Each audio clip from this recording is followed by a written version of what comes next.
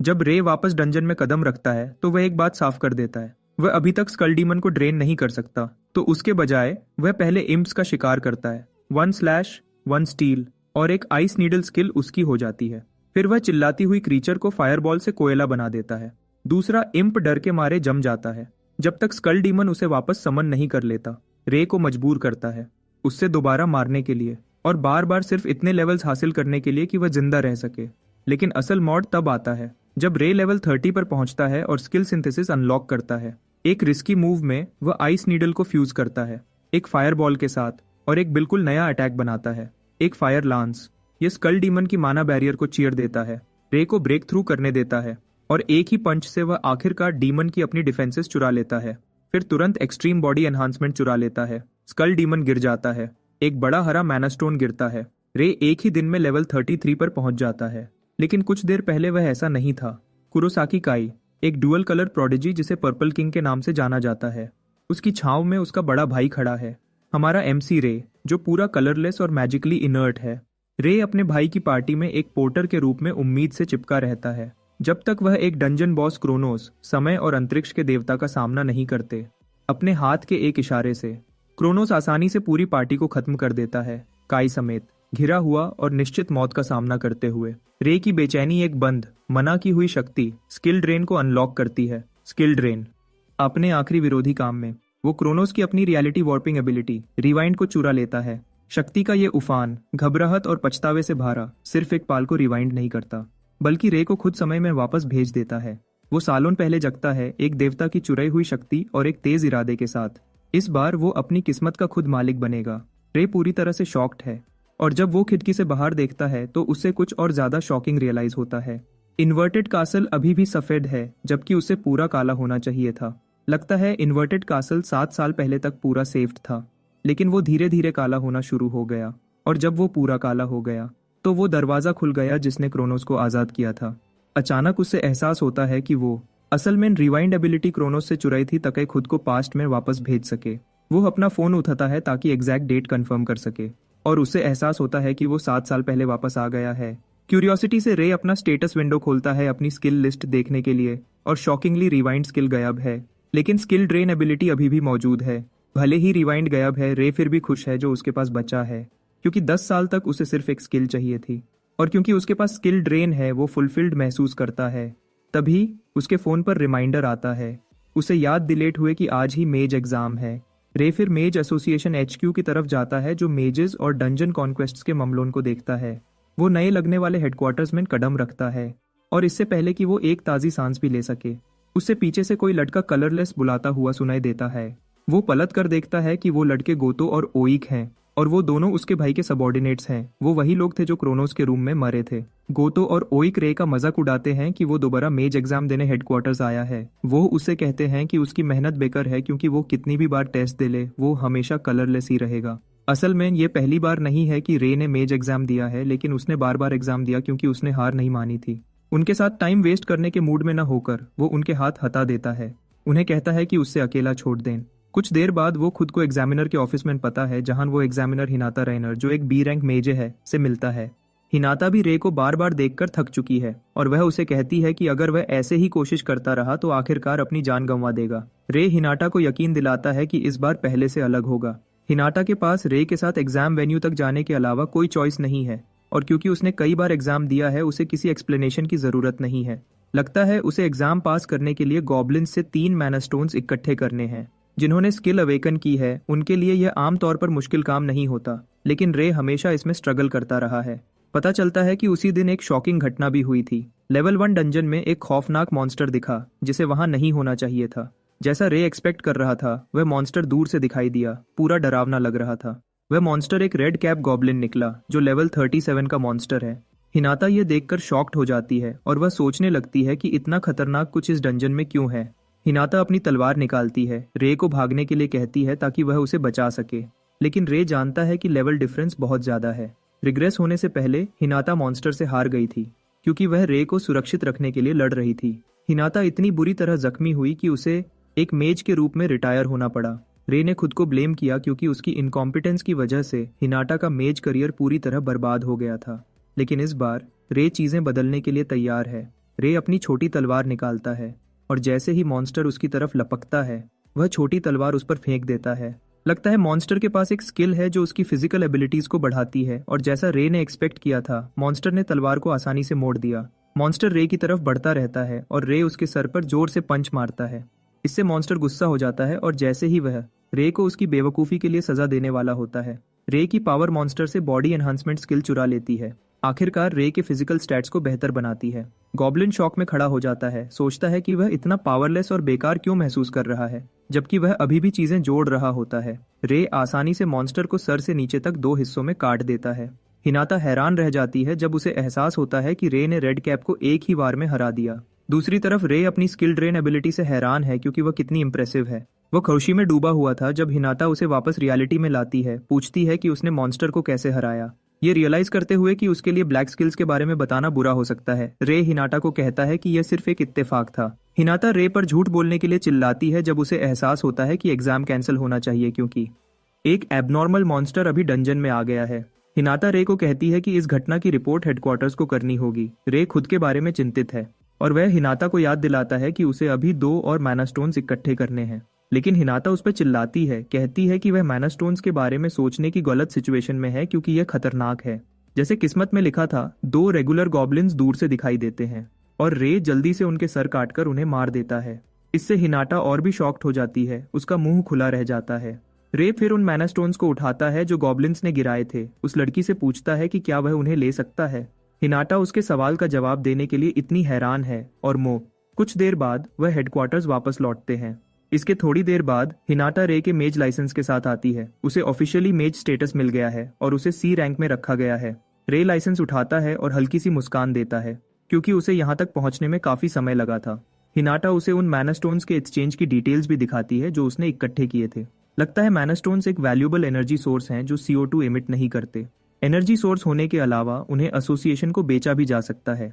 रे को लगता है कि रेड कैप मॉन्स्टर जो A रैंक का है को हराने से उसे अच्छी पेमेंट मिलेगी। वह पेमेंट डिटेल्स देखता है और वह वहां मौजूद भारी अमाउंट देखकर शौक से चीखने लगता है। गॉब्लिन्स को हराने के लिए उसे 1000 मिल रहे हैं, लेकिन रेड कैप अकेला उसे 3 मिलियन देता है। हिनाता उसे अभी अपना दिमाग न खोने को कहती है क्योंकि उसने रेड कैप को हराया है। रे अभी भी हैरान है क्योंकि उसे कभी नहीं पता था कि मेजर्स इतने पैसे कमाते हैं और हिनाटा उसे कहती है कि वह और भी कमा सकता है। इससे वह क्यूरियस हो जाता है और वह हिनाटा से डंजन्स के बारे में पूछता है। हिनाटा के साथ डिस्कशन के बाद रे एक C रैंक डंजन की तरफ जाता है जो उसके लिए रिजर्व किया गया है। रे हैरत में रह जाता है क्योंकि पहले वह अकेला डंजन में एंटर नहीं कर सकता था, लेकिन अपनी नई पावर के साथ वह कन्विंस है कि वह फ्यूचर बदल सकता है। जैसे ही वह डंजन में कदम रखने वाला होता है उसे अचानक माना हैंड नाम की स्किल से पकड़ लिया जाता है। रे फ्रस्ट्रेशन में पलटता है और उसे हैरानी होती है कि उसे गोटो और ओइक ने पकड़ा हुआ है। ओइक और गोटो उस पर मजाक उड़ाते हैं अकेला डंजन में एंटर करने की कोशिश करने के लिए, कहते हैं कि यह रूल्स के खिलाफ है। एक गुस्से वाले चेहरे के साथ रे उन दोनों को कहता है कि उसे परमिशन है क्योंकि उसने मेज एग्जामिनेशन पास कर लिया है। वह दोनों ये सुनकर हैरान होते हैं और वह अस्यूम करते हैं कि वह एक झूठा है। गोटो फिर रे के पास आता है और माना हैंड से उसका सर नीचे दबाता है, कहता है कि अगर वह सच में अवेकन हुआ है तो अपनी स्किल्स दिखाए।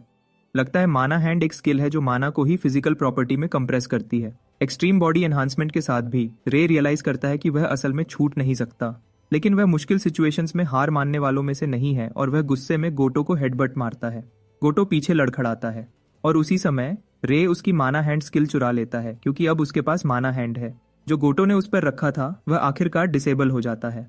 उसके शरीर से एक जबरदस्त ब्लू ऑरा निकलता है, गोटो और ओइक को शॉक्ड करता है। रे माना हैंड को इस्तेमाल करने में देर नहीं करता।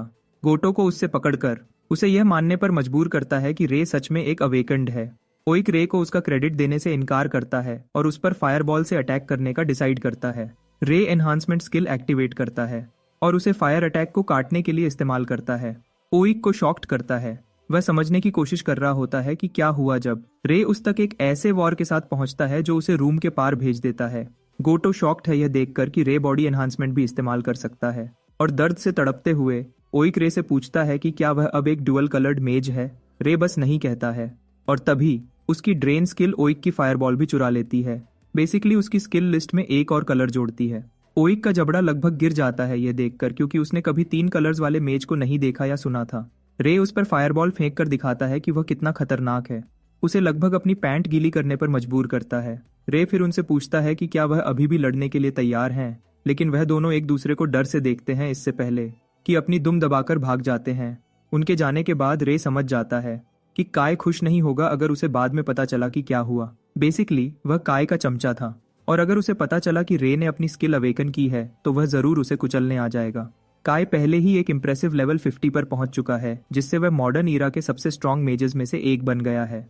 काय के अलावा रे समझ जाता है कि उसे उस डरावने डंजन के बारे में चिंतित होना होगा जो जल्दी ही खुलने वाला है, फ्यूचर की प्रॉब्लम्स के लिए खुद को तैयार करने के लिए। रे जानता है कि उसे अपना लेवल जितना हो सके उतना बढ़ाना होगा और वह डंजन में कदम रखता है। लगता है लेवल स्ट्रेंथ की नींव है और लेवल अप करने से एक मेज नई स्किल सीख सकता है जो उसके टोटल माना पूल को बढ़ाती है। इससे एक मेज एक बार में जितना माना कंट्रोल कर सकता है वह भी बढ़ जाता है। रे डंजन में घूम रहा होता है जब उस पर अचानक लेवल 38 के फ्लेम विजर्ड ने हमला कर दिया। विजर्ड के चारों तरफ कई फायर बॉल्स हैं, जिससे रे डर जाता है क्योंकि वह सिर्फ एक फायर बॉल ही बना सकता है। विजर्ड ये सब लेवल्स के भारी अंतर की वजह से कर पाता है। विजर्ड अपनी फायर बॉल्स रे पर फेंकता है और भले ही वह सिर्फ एक को ब्लॉक कर पाता है, रे को दूसरी फायर बॉल्स को डॉज करने के लिए पोजीशन बदलनी पड़ती है। रे समझ जाता है कि वह मॉन्स्टर को सीधे टक्कर में नहीं हरा सकता, लेकिन एक चीज है जो नहीं बदलती, वह यह है कि स्किल इस्तेमाल करने के बाद हमेशा एक ओपनिंग होती है और रे इस मौके को हाथ से जाने नहीं देता। जैसे ही वह तेज स्पीड से विजर्ड की तरफ लपकता है, भले ही ओपनिंग सिर्फ 2 सेकंड की है, विजर्ड उस पल पूरी तरह से पावरलेस हो जाता है। रे विजर्ड को इतनी जोर से पंच मारता है कि वह हवा में उड़ता हुआ जाता है और इस प्रोसेस में उसकी फायरबॉल स्किल भी चुरा लेता है। विजर्ड धड़ाम से जमीन पे गिरता है और जब वह अपना अटैक छोड़ने की कोशिश करता है तो उसे एहसास होता है कि वह पावरलेस हो गया है। रे फिर उसे उसकी अपनी दवाई चखाता है, उस पर 5 फायरबॉल्स फेंककर उसे इतनी भारी फायर पावर से घेर लेता है जो उसे पूरी तरह से खत्म कर देती है। एक बार विजर्ड के मरते ही रे को नोटिफिकेशंस मिलते हैं, उसे बताते हुए कि वह लेवल अप हो गया है। वह रियलाइज करता है कि हायर लेवल मॉन्स्टर्स को हराने से ढेर सारे एक्सपीरियंस पॉइंट्स मिलते हैं। भले ही हायर रैंक्ड मॉन्स्टर्स से टक्कर लेना काफी मुश्किल है, रे समझ जाता है कि स्किल ड्रेन एबिलिटी उसे एक एज देती है। रे अपना स्टेटस विंडो चेक करता है यह देखने के लिए कि वह लेवल 12 पर पहुंच गया है। इससे रे अपने लिए लेवल 30 का स्टैंडर्ड सेट करता है। वह डंजन में आगे बढ़ना शुरू करता है, मॉन्स्टर्स को दाएं बाएं खत्म करता हुआ। बहुत जल्दी रे लेवल 27 पे पहुंच जाता है, लेकिन वह रियलाइज करता है कि वह पहले ही धीमा हो रहा है क्योंकि लेवल अप करना मुश्किल होता जा रहा है। रे समझ जाता है कि लेवल 30 तक पहुंचने के लिए उसे हायर लेवल के ओपोनेंट्स को हराना होगा। रे फिर डंजन के सबसे गहरे हिस्से में जाता है जहां उसे बॉस रूम मिलता है। रे ये पाकर खुश है क्योंकि यही वह परफेक्ट चीज है जो उसे चाहिए।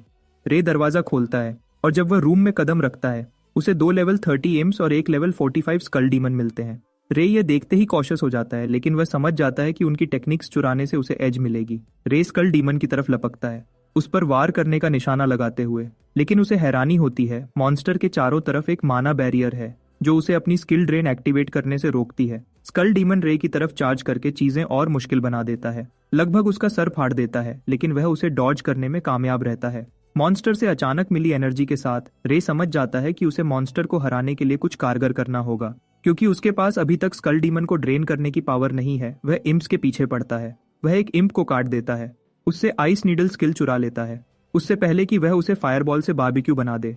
दूसरा इम्प अपने दोस्त को आग की सजावट बनते देखता है, लेकिन मूव करने के लिए बहुत डरा हुआ है। अब आइस नीडल के साथ रे अपना ध्यान स्कल डीमन की तरफ करता है और उस पर आइस नीडल अटैक करता है। आखिरकार उसकी माना बैरियर को तोड़ देता है, लेकिन हारा हुआ इम्प स्कल डीमन की पावर की वजह से तुरंत रिजमन हो जाता है। भले ही यह रे के लिए एक्स्ट्रा स्ट्रेस है, वह शिकायत नहीं कर रहा क्योंकि इम्प्स को हराने से उसे एक्सपीरियंस पॉइंट्स मिलेंगे और यही उसे चाहिए। वह इम्प को दोबारा मारता है जिससे उसे एक और लेवल अपग्रेड मिलता है। रीसेंट लेवल अपग्रेड की वजह से वह जितना माना कंट्रोल कर सकता है वह भी बढ़ जाता है। इसके अलावा वह एक नई एबिलिटी स्किल सिंथेसिस अनलॉक करता है। रे यह देखकर रिलीव्ड हो जाता है क्योंकि यही वह चाहता है। वह नए हासिल किए गए स्किल सिंथेसिस का इस्तेमाल करके आइस नीडल को कंबाइन करने में देर नहीं करता। फायरबॉल के साथ रेड और ब्लू स्किल्स मिलकर एक फायर लांस बनाती है जिसे रे स्कल डीमन की तरफ शूट करता है। स्कल डीमन अपनी माना बैरियर लगाता है जैसा कि आमतौर पर करता है, लेकिन फायर लांस उसे कमजोर कर देता है। रे को ब्रेक थ्रू करने और उस तक अपने पंच से पहुंचने का मौका देता है। स्कल डीमन को हिट करके वह उससे माना बैरियर चुरा पाता है, लेकिन वह वहीं नहीं रुकता, वह एक्सट्रीम बॉडी एनहांसमेंट भी चुरा लेता है, स्कल डीमन को पूरी तरह से कंफ्यूज्ड और पावरलेस छोड़ते हुए। रे फिर बेरहमी से स्कल डीमन को खत्म करता है, उसकी छाती में फायर लांस घुसाकर उसे आग में घेरने के लिए। स्कल डीमन को मारने से एक बड़ा हरा माना स्टोन गिरता है और वह लेवल 28 से लेवल 33 तक जंप करता है। रे मुश्किल मॉन्स्टर को स्किल सिंथेसिस एबिलिटी की वजह से हराने के बाद चैन की सांस लेता है। लगता है यह एक एडवांस टेक्निक है जिसका मकसद और भी पावरफुल स्किल्स बनाना है, और यह लगभग लेवल 30 से अवेलेबल होती है। यही वह था जिसकी रे को उम्मीद थी, और वह खुश है कि उसने सही समय पर इसे कर दिखाया। रे अपनी जीत का पल एंजॉय कर रहा होता है जब सिस्टम उसे इन्फॉर्म करता है कि उसने लेवल रिक्वायरमेंट पूरी कर ली है और स्किल ड्रेन के जरिए वह जितनी स्किल्स रिटेन कर सकता है वह बढ़ गई है। उसके स्किल स्लॉट्स 3 से 5 हो गए हैं, और रे मुस्कुराता है क्योंकि वह जानता है कि अब चीजें उसके लिए और आसान हो जाएंगी। सब कुछ चेक करने के बाद वह डंजन से बाहर निकलता है और ग्रीन मैना स्टोन सबमिट करने के लिए हेडक्वार्टर्स की तरफ जाता है। हिनाटा हैरान रह जाती है जब उसे एहसास होता है कि रे ने स्कल डीमन को हराया है और एक ही दिन में लेवल 33 तक पहुंच गया है। रे घबराकर मुस्कुराता है, क्लेम करता है कि उसे सिर्फ लक मिला, लेकिन हिनाटा उसे बताती है कि एक ही दिन में लेवल 30 से आगे निकलना बिल्कुल सुना नहीं जाता। हिनाटा उसे बताती है कि उसके करंट लेवल के साथ वह बी रैंक मेज भी बन सकता है। तभी रे को पीछे से एक जानी पहचानी आवाज गूंजती हुई सुनाई देती है और उसके साथ एक खौफनाक ऑरा आता है। वह आवाज और किसी की नहीं, उसके भाई काई की है, और काई को लगता है कि कोई गलती हुई है क्योंकि रे बी रैंक नहीं हो सकता। काई आगे कहता है कि रे एक कलरलेस लड़का है जिसमें बिल्कुल टैलेंट नहीं है। हिनाटा रे का बचाव करती है, कहती है कि उसने सच में रेड कैप और स्कल डीमन को हराया है। जैसे ही काई यह सुनता है वह 1 मिनट में गुस्सा हो जाता है, तुरंत रे पर अटैक करता है। वह उसकी छाती पर एक पावरफुल पंच मारता है। रे आसानी से उसे नए अक्वायर्ड माना गार्ड से ब्लॉक कर देता है, उस पर मुस्कुराते हुए, और उसे केयरफुल रहने के लिए कहता है। रे की उसके पंच को ब्लॉक करने की एबिलिटी से काय आखिरकार उस रूमर पर यकीन करता है कि उसके भाई ने स्किल्स के साथ अवेकन किया है, लेकिन काय इतना इम्प्रेस्ड नहीं है और वह रे को अपनी पीठ देखने को कहता है क्योंकि वह देखना चाहता है कि वह कितना केपेबल है। हिनाटा नोटिस करती है कि काय केयरलेस बिहेव कर रहा है। उसे पूछने पर मजबूर होती है कि क्या वह लड़ाई के लिए तैयार हो रहा है। काय क्लेम करता है कि कोई इशू नहीं होगा अगर रे सच में बी रैंक है जैसा वह क्लेम करते हैं, जब तक कि वो सिर्फ एक झूठा मेज न हो जो बी रैंक तक छुपकर पहुंच गया हो। रे समझ जाता है कि काई की डिमांड्स को रिजेक्ट करने से उसके लिए फ्यूचर में सिर्फ शर्मिंदगी और मुश्किल ही आएगी।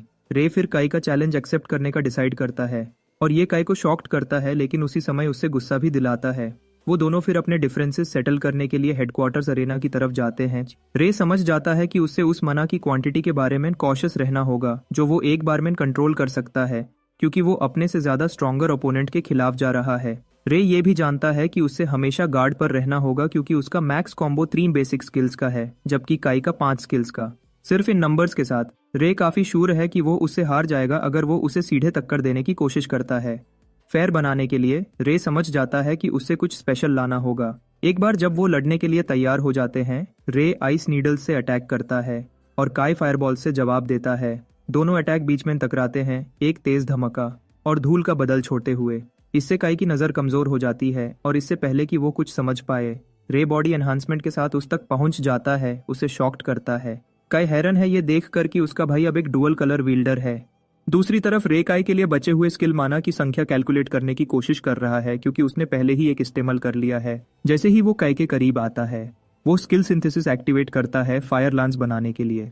काई ये देखकर हैरान है, लेकिन ये बेसिकली उससे बताता है कि उसका भाई अब 3 कलर स्किल्स इस्तेमाल कर सकता है, लेकिन वो इसके बारे में बिल्कुल भी चिंतित नहीं है। जैसे ही रे उस तक पहुंचने वाला होता है, काई उसे एक पावरफुल फायरबॉल से वेलकम करता है जो रे के फायर लांस को डिस्ट्रॉय कर देता है, उसे जमीन पर भेज देता है। रे का चेहरा डर से रोशन हो जाता है क्योंकि उसकी फायर लांस, जिसे इस्तेमाल करने में 2 स्किल्स के बराबर माना लगा था, एक सिंपल स्किल से आसानी से खत्म हो गई थी। काई अपने भाई का मजाक उड़ाता है, कहता है कि वो 3 स्किल कलर्स इस्तेमाल कर सकता है, लेकिन वो उससे कंपेयर नहीं कर सकता क्योंकि वो पूरी तरह से अलग लेवल पर है। रे को सही जगह पर रखने के लिए काई उस पर डेडली फायरबॉल्स फेंकता है। रे को फायरबॉल्स को डॉज करने की कोशिश करते हुए इधर उधर भगना पड़ता है, जबकि वो फायर लांस भी बना रहा होता है।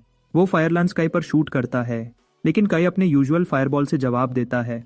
काई की फायरबॉल तोड़ती हुई रे की तरफ बढ़ती है, लेकिन वो तुरंत मना बैरियर लगाता है। लेकिन मना बैरियर काई की पावर से कंपेयर नहीं कर सकती और वो टूट जाती है, रे को दोबारा जमीन पर भेजती है। रे के जमीन पर होने के साथ काई उसकी तरफ चलता है, उसे कहता है कि वो इज्जत में अपना सर झुकाए और वो अब तक जो कुछ भी हुआ है सब भूल जाएगा। वो चाहता है कि रे माने कि वो उसके कंपैरिजन में बेकार है। अंदर ही अंदर रे जानता है कि वो कैसे अपने छोटे मूव्स और आउटपुट के साथ नहीं जीत सकता, लेकिन वो हार मानाने को तैयार नहीं है क्योंकि वो एक गुलाम की तरह जीता रहेगा। अपना नाम बनाने के लिए दृढ़ होकर वो खड़ा हो जाता है। काई पर चिल्लाता है कि वो उसके सामने कभी नहीं झुकेगा। काई ये देखकर गुस्सा हो जाता है और वो रे को कहता है कि उसे शायद यूज मारने पड़ेगा। काई तुरंत ओवरलॉक स्किल एक्टिवेट करता है जो बड़ी क्वांटिटी में मना कंज्यूम करती है, लेकिन एक बार में कंट्रोल किए जाने वाले मना की क्वांटिटी को डबल कर देती है। ओवरलॉक के साथ काई कई फायरबॉल्स कॉन्जर कर पाता है और वो कॉन्फिडेंशियली रे को कहता है कि वो एक राजा की पावर एक 10 कॉम्बो अटैक देखने वाला है। रे डार से घिर जाता है जब वो ये देखता है, क्योंकि वो पावर को पहचानता है, क्योंकि ये काई का अल्टीमेट मूव है। बेसिकली वो एक ऐसा इंसान है जो अपने लेवल के दूसरों के कंपैरिजन में काफी मना इस्तेमाल कर सकता है, लेकिन यही वो था जिस पर रे बेट लगा रहा था और काई को इस्तेमाल करने की उम्मीद कर रहा था। रे काई की तरफ उछलता है और काई उसका मजाक उड़ाता है, पूछता है कि क्या वो सोचता है कि वो हवा में उसके अटैक को डॉज कर सकता है। रे खुद को कई फायरबॉल्स से लड़ता हुआ पता है, लेकिन वो मना हैंड एक्टिवेट करता है। काई को शॉक्ड करता है क्योंकि वो एक और स्किल एक्सपेक्ट नहीं कर रहा था। रे जानता है कि काई कितना भी पावरफुल हो, वो कूलडाउन से बंधा हुआ है। वो फायरबॉल्स को डॉज करने में कामयाब रहता है और सही समय पर काई तक पहुंच जाता है। काई अपने कूलडाउन पीरियड में होता है जब रे उस तक पहुंचता है और वो उसके चेहरे पर पंच मारता है।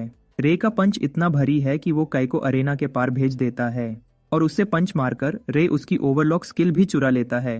रे आउटकम से खुश है क्योंकि वो ओवरलॉक स्किल भी चुरा पाया। रे को लगता है कि उसने लड़ाई जीत ली है, लेकिन काई एक बिगड़े हुए चेहरे के साथ वापस खड़ा हो जाता है, रे को मारने की धमकी देता हुआ। तभी काई डीमन लांच स्किल निकलता है। रे को शॉक्ड करता है क्योंकि वो काई से अभी तक ये स्किल सीखने की एक्सपेक्ट नहीं कर रहा था। लगता है ये काई की सबसे बड़ी स्किल है जो उससे पूरी तरह से खतरनाक बनाती है। रे देखता है कि लांच सीधा उसकी तरफ आ रही है, लेकिन उसके लगने से पहले रे रास्ते से हटने में कामयाब रहता है। रे को मानाना पड़ता है कि लांच की स्पीड कुछ और ही है। रे आखिरकार रियलाइज करता है कि वो काई पर सिर्फ इसलिए वार कर पाया क्योंकि वो केयरलेस था, लेकिन अब चीजें बदल गई हैं क्योंकि काई सच में सीरियस हो गया है। रे खुद को अरेना में इधर उधर भगता हुआ पता है क्योंकि उसके और काई के बीच स्ट्रेंथ लेवल बहुत बढ़ गया है।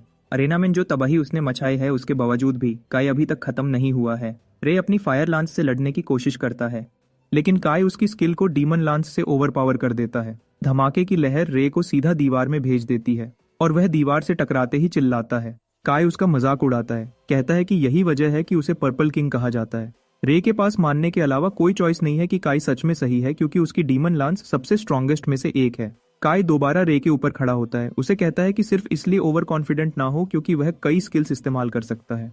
रे मानता है कि अपनी करंट स्टेट में वह काई का मुकाबला नहीं कर सकता, लेकिन उसे अचानक एहसास होता है कि गेम बदल जाएगा अगर वह पर्पल स्किल का पोटेंशियल ढूंढ पाए।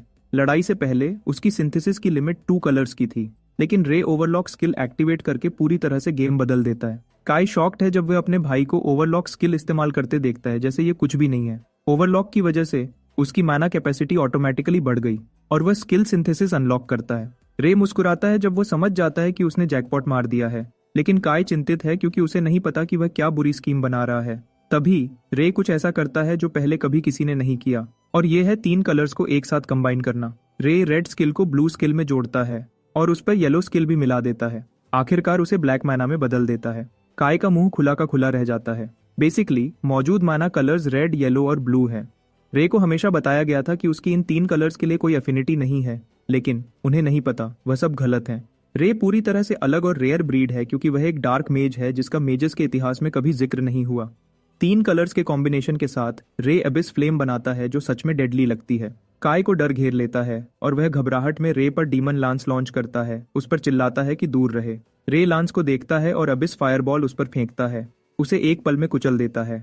एक बार डीमन लांस रास्ते से हटने के बाद रे काई की तरफ भागता है। जैसे ही वह आग का एक और गोला तैयार करता है, काई हार मानने को तैयार नहीं है और वह रे के अटैक की तैयारी में एक और जायंट डीमन लांस समन करता है। काई अपनी डीमन लांस लॉन्च करता है और रे फायरबॉल के साथ उसे बीच में मिलता है।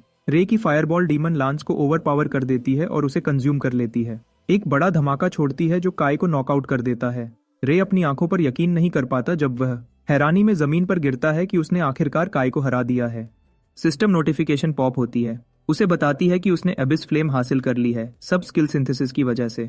कुछ देर बाद हिनाटा पूरी शॉक में रे के पास आती है, उसे पूछती है कि उसने अभी कौन सी स्किल इस्तेमाल की। रे पहले ही इसके बारे में चिंतित है क्योंकि वह जानता है कि वह अपनी स्किल और स्ट्रेंथ को हमेशा के लिए छुपा नहीं सकता।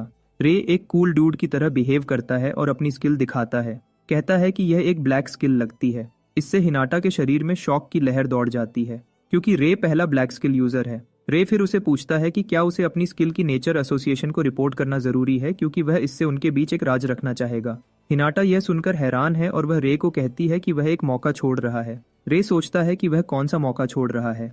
और हिनाटा उसे याद दिलाती है कि हर कलर में सबसे स्ट्रॉन्ग मेज को हमेशा किंग का टाइटल दिया जाता है, जिसका बेसिकली मतलब है कि वह ब्लैक किंग है, क्योंकि कोई और नहीं है। रे गहरी सोच में पड़ता है और भले ही ऑफर टेम्पटिंग है, वह हिनाटा को कहता है कि उसे अभी वह नहीं चाहिए। रे जानता है कि वह अभी भी कमजोर है, जो एक किंग को शोभा नहीं देता।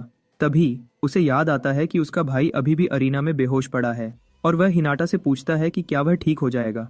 हिनाटा उसे बताती है कि काई किंग्स में से एक है और वह जल्दी ही ठीक हो जाएगा, भले ही वह बुरी तरह जख्मी है। फिर भी हिनाटा उसे मेडिकल रूम ले जाने का प्लान करती है। अचानक उन्हें फोन पर एक इमरजेंसी नोटिफिकेशन मिलती है, और जब वह चेक करता है उसे एहसास होता है कि आइकबुकुरो पार्क के वेस्टर्न एंट्रेंस पर एक डंजन दिखा है, और उसमें एंटर करने के लिए रिकमेंडेड मेज लेवल 70 है। हिनाटा यह देखकर शॉक्ड हो जाती है, लेकिन रे को पहले ही इसकी उम्मीद थी, क्योंकि उसे पता था कि उसकी पास्ट लाइफ में ऐसा हुआ था। ये एक लेवल 70 डंजन है, जबकि ज्यादातर किंग्स अभी भी लेवल 50 पर हैं, और डंजन के दिखने के पहले हफ्ते में किंग्स को एहसास हुआ कि वह कितने कमजोर थे। इस वजह से उन्होंने आइकबुकुरो डंजन को छोड़ दिया था, लेकिन उन्हें नहीं पता ये एक ट्रेजेडी की शुरुआत है। लगता है डंजन में एक डंजन कोलैप्स हो गया, क्योंकि एक डंजन को एक टाइम फ्रेम में कॉन्कर करना जरूरी होता है, वरना मॉन्स्टर्स बाहर निकलने लगेंगे। आइकबुकुरो डंजन पहला डंजन था जहां डंजन आउटब्रेक हुआ था। मॉन्स्टर्स के दिखने से कई मौतें हुई। टोक्यो शहर मॉन्स्टर्स से घिर गया। बदले में बहुत से लोग मरे, क्योंकि सड़कों पर रेड करने वाले मॉन्स्टर्स की संख्या बहुत ज्यादा थी। लेकिन रे इस ट्रेजेडी को दोबारा होने से रोकने के लिए तैयार है, चाहे कुछ भी हो। हिनाटा का बैलेंस लगभग बिगड़ जाता है जब रे उसे डंजन कॉन्कर करने का अपना प्लान बताता है। हिनाटा उसे बताने की कोशिश करती है कि डंजन कितना खतरनाक है, भले ही वह काफी स्ट्रांग है। इसके अलावा सिर्फ ए रैंक मेजेस को डंजन में एंटर करने की परमिशन है, क्योंकि रिकमेंडेशन लेवल 50 से बहुत ऊपर है। क्योंकि डंजन आउटब्रेक से पहले थोड़ा समय है, रे कंफर्म करता है कि क्या ए रैंक प्रमोशन एग्जाम अभी भी अगले हफ्ते है, और हिनाटा हाँ कहती है। क्योंकि ऐसा है, रे हिनाटा को अपना प्लान बताता है कि वह अगले एग्जामिनेशन तक ए रैंक तक पहुंच जाएगा। हिनाटा ये सुनकर और भी सरप्राइज्ड हो जाती है, लेकिन वह इस बात से इनकार नहीं कर सकती कि रे अपनी स्किल्स के साथ एग्जाम पास कर सकता है। लेकिन वह ऐसे बोलती है जैसे कोई प्रॉब्लम हो, और रे उसे पूछता है कि क्या है। हिनाटा फिर उसे बताती है कि ए रैंक प्रमोशन टेस्ट देने के लिए उसे पहले एक बी रैंक डंजन को एक पार्टी के साथ क्लियर करना होगा। इसका बेसिकली मतलब है कि उसे एक पार्टी बनानी होगी और एक बी रैंक डंजन क्लियर करना होगा, और रे ये पूरी तरह से भूल गया था। रे अपना फोन चेक करता है और उसे सिर्फ बेकार मैसेजेस दिखते हैं, जिसमें लोग उसे कहते हैं कि वह उसके साथ पार्टी नहीं बनाएंगे, क्योंकि उसे हफ्ते खत्म होने से पहले एक बी रैंक डंजन क्लियर करना है। रे जानता है कि वह मुश्किल पोजीशन में है, क्योंकि अकेला क्लियर करना मुश्किल है। रे अपना दिमाग खपाता रहता है, सोचता है कि अपनी इस मुश्किल सिचुएशन से निकलने के लिए वह क्या कर सकता है। तभी उसे कुछ मेजर्स अपने कॉलीग को कमजोर होने के लिए डांटते हुए सुनाई देते हैं। ये रे को चुप जाता है, जिसे याद आता है कि उसके साथ हमेशा कचरे जैसा बर्ताव किया जाता था, बिल्कुल एक आउटकास्ट की तरह। लगता है लड़की का नाम इचिनोस आया है, और उसके कॉलीग्स बिल्कुल भी पीछे नहीं हट रहे और उसे डेड वेट कह रहे हैं। जैसे ही रे आया का नाम सुनता है, उसे कुछ काफी इंपॉर्टेंट याद आता है। पता चलता है कि आया फ्यूचर में स्कारलेट किंग के नाम से जानी जाएगी, लेकिन करंट समय में वह एक इनकॉम्पिटेंट मेज के रूप में जानी जाती है। भले ही वह कमजोर है, रे डिसअपॉइंटेड है कि उसके पार्टी मेंबर्स उसके साथ कचरे जैसा बर्ताव कर रहे हैं। आया अपने टीम मेंबर्स को बताने की कोशिश करती है कि वह पार्टी से निकाली नहीं जा सकती, क्योंकि वह अपनी बहन के मेडिकल बिल्स नहीं भर पाएगी। वह प्रॉमिस करती है कि अगले बार जब वह डंजन में एंटर करेंगे तो वह बेहतर करेगी, और पार्टी लीडर उसे कहती है कि वह इंतजार करेगी ये देखने के लिए कि वह उस दिन की रेड में क्या कर सकती है। वह आया को बताती है कि अगर उसने गड़बड़ की तो वह टीम से पक्का बाहर हो जाएगी, और आया घबराकर इस बात पर सहमत हो जाती है। आया और उसकी टीम फिर एक डंजन में जाने के लिए निकलते हैं, लेकिन रे चिंतित है कि चीजें शायद ठीक ना हो। रे जानता है कि वह आने वाले सालों में स्कारलेट किंग बन जाएगी, लेकिन उसने उससे पहले कई मुश्किलें झेली थीं। रे को याद आता है कि लगभग इस समय वह एक खास इंसिडेंट में इन्वॉल्व थी। लगता है वह एक बॉस बैटल के दौरान बुरी तरह जख्मी हो गई थी और सालों तक कोमा में चली गई थी। अचानक रे को एहसास होता है कि वह इंसिडेंट शायद आज ही का दिन हो, भले ही रे इसके बारे में श्योर नहीं है। वह देख सकता था कि आया बहुत अजीब बिहेव कर रही थी। उसके साथ कुछ बुरा होने से रोकने के लिए रे डिसाइड करता है कि उसे बीच में आना होगा। इसी बीच आया और उसकी टीम का सामना डंजन बॉस डोलाहैन से हुआ है, एक लेवल 45 मॉन्स्टर। अचानक पार्टी लीडर कुछ बहुत अजीब करती है और वह आया को मॉन्स्टर की रेंज में धकेल देती है ताकि उसे बेट के रूप में इस्तेमाल कर सके। वह आया को कहती है कि मॉन्स्टर से अकेला लड़े, और आया उसे याद दिलाने की कोशिश करती है कि वह अकेला मॉन्स्टर से नहीं जीत सकती। पार्टी लीडर फिर आया को कहती है कि अगर वह बॉस मॉन्स्टर से अकेला नहीं लड़ सकती तो उसे निकाल दिया जाएगा। आया पार्टी लीडर की डिमांड से मजबूर हो जाती है, लेकिन उसे लगता है कि उसके पास कोई चॉइस नहीं है, क्योंकि जो कुछ भी वह कर रही है अपनी बहन के लिए है। पार्टी मजाक में देखती है जब आया बॉस की तरफ चलती है और उस पर एक फायरबॉल फेंकती है। आया की फायरबॉल टारगेट को लगती है, लेकिन मॉन्स्टर अपनी जगह से 1 इंच भी नहीं हिलता। आया घबरा जाती है जब उसे एहसास होता है कि उसका वार मॉन्स्टर के खिलाफ बेकार था। अचानक डुल्हन उसकी तरफ लपकता है, अपनी बड़ी तलवार से उसे मारने के लिए तैयार। तलवार उसके बिल्कुल सामने लगती है, जिससे एक बड़ी लहर पैदा होती है जो जमीन को तोड़ देती है और उसे जमीन पर फेंक देती है। चीजें जमीन पर गिर जाती है, पूरी तरह से मॉन्स्टर के रहम पर। मॉन्स्टर उसे खत्म करने वाला होता है जब रे सीन पर आता है और अपनी एक्सट्रीम बॉडी एनहांसमेंट की मदद से वह मॉन्स्टर के अटैक को ब्लॉक करता है। आया शॉक्ड है जब वह अपने सामने एक सेवियर को देखती है जो उसे मरने से रोकता है। रे अपनी पूरी ताकत लगाता है अटैक को पीछे धकेलने के लिए और वह मॉन्स्टर को पीछे धकेल देता है। आया हैरत में रह जाती है और रे पलटकर देखता है कि क्या वह ठीक है। पार्टी मेंबर्स खुश नहीं है कि कोई अनजान आदमी आकर उनका प्लान बर्बाद कर गया। वह जानते हैं कि डुल्हन एक डरावना मॉन्स्टर है जिसका वजन बहुत ज्यादा है, लेकिन रे ने उसे ऐसे धकेल दिया जैसे वह कुछ भी ना हो।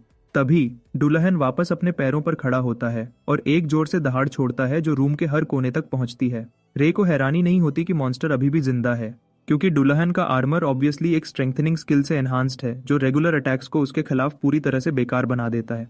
क्योंकि ऐसा है, रे स्किल को चुराने और उसे नलिफाई करने का डिसाइड करता है। रे सब कुछ रिस्क पे डाल देता है और मॉन्स्टर की तरफ लपकता है उसे छूने की कोशिश करने के लिए। वह मॉन्स्टर को छूने में कामयाब रहता है और स्किल ड्रेन एक्टिवेट करता है, लेकिन उसे हैरानी होती है कि स्किल एक्टिवेट नहीं हो रही। रे को पीछे कूदना पड़ता है इससे पहले कि वह मॉन्स्टर से 2 हिस्सों में काट दिया जाए। रे वापस आया के पास आता है और वह उसे पूछती है कि क्या वह ठीक है। रे उसे बताता है कि वह ठीक है क्योंकि उसने मॉन्स्टर के अटैक को अपनी तलवार से ब्लॉक कर लिया। रे आखिरकार समझ जाता है कि डुल्हन का आर्मर उसका एक्सटर्नल पार्ट है और स्किल ड्रेन को काम करने के लिए उसे उसके बॉडी के इंटरनल पार्ट को छूना होगा। देते तभी डुल्हन अपनी तलवार जमीन पर पटकता है, उससे एक जबरदस्त एनर्जी ब्लास्ट रिलीज करता है। रे अपनी माना बैरियर उठाता है और आया पर चिल्लाता है कि वह उसके पीछे रहे ताकि उसे लगे नहीं।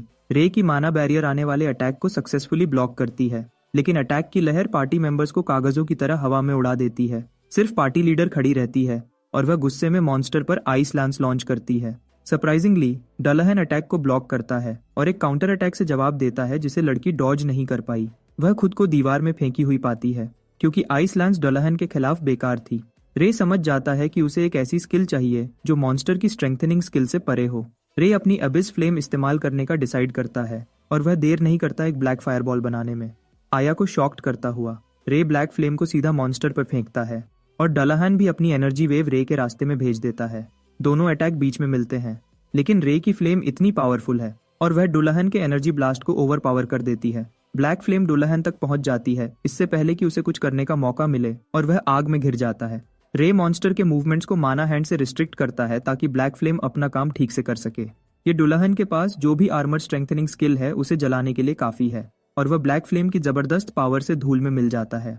डुल्हन के मरते ही उसे एक बड़ा ग्रीन मैना स्टोन गिरता है, लेकिन आया रे के पास जो अमेजिंग पावर है उसके बारे में ज्यादा चिंतित है। वह पूरी तरह से इम्प्रेस्ड है कि उसने मॉन्स्टर को एक ही वार में कैसे मार दिया और वह घबराकर रे को अपनी जान बचाने के लिए शुक्रिया कहती है। रे मुस्कुराता है जब वह लड़की को कहता है कि वह बस खुश है कि वह ठीक है। अंदर ही अंदर रे सच में खुश है कि उसने आया को मरने से बचा लिया। आया की अनोइंग पार्टी लीडर आखिरकार अपने पैरों पर खड़ी होती है, पूरी गुस्से में लग रही थी। वह समझ जाती है कि रे काफी स्ट्रांग है, लेकिन उसकी लालच उसे मॉन्स्टर को मारने के इनाम की चाहत दिलाती है। वह उसके पास चलती है, उसे कहती है कि मैना स्टोन उसे दे दे क्योंकि उन्होंने डंजन कॉन्कर करने के लिए अप्लाई किया था। आया यह सुनकर शॉक्ड हो जाती है और उसे अनोइंग लेडी को याद दिलाना पड़ता है कि रे ने अभी उनकी जान बचाई है। रे यहाँ तक कि लेडी को कहता है कि उसे मैना स्टोन देने में कोई प्रॉब्लम नहीं है, लेकिन इसके बदले में रे लेडी को कहता है कि वह आया को अपनी पार्टी में चाहता है।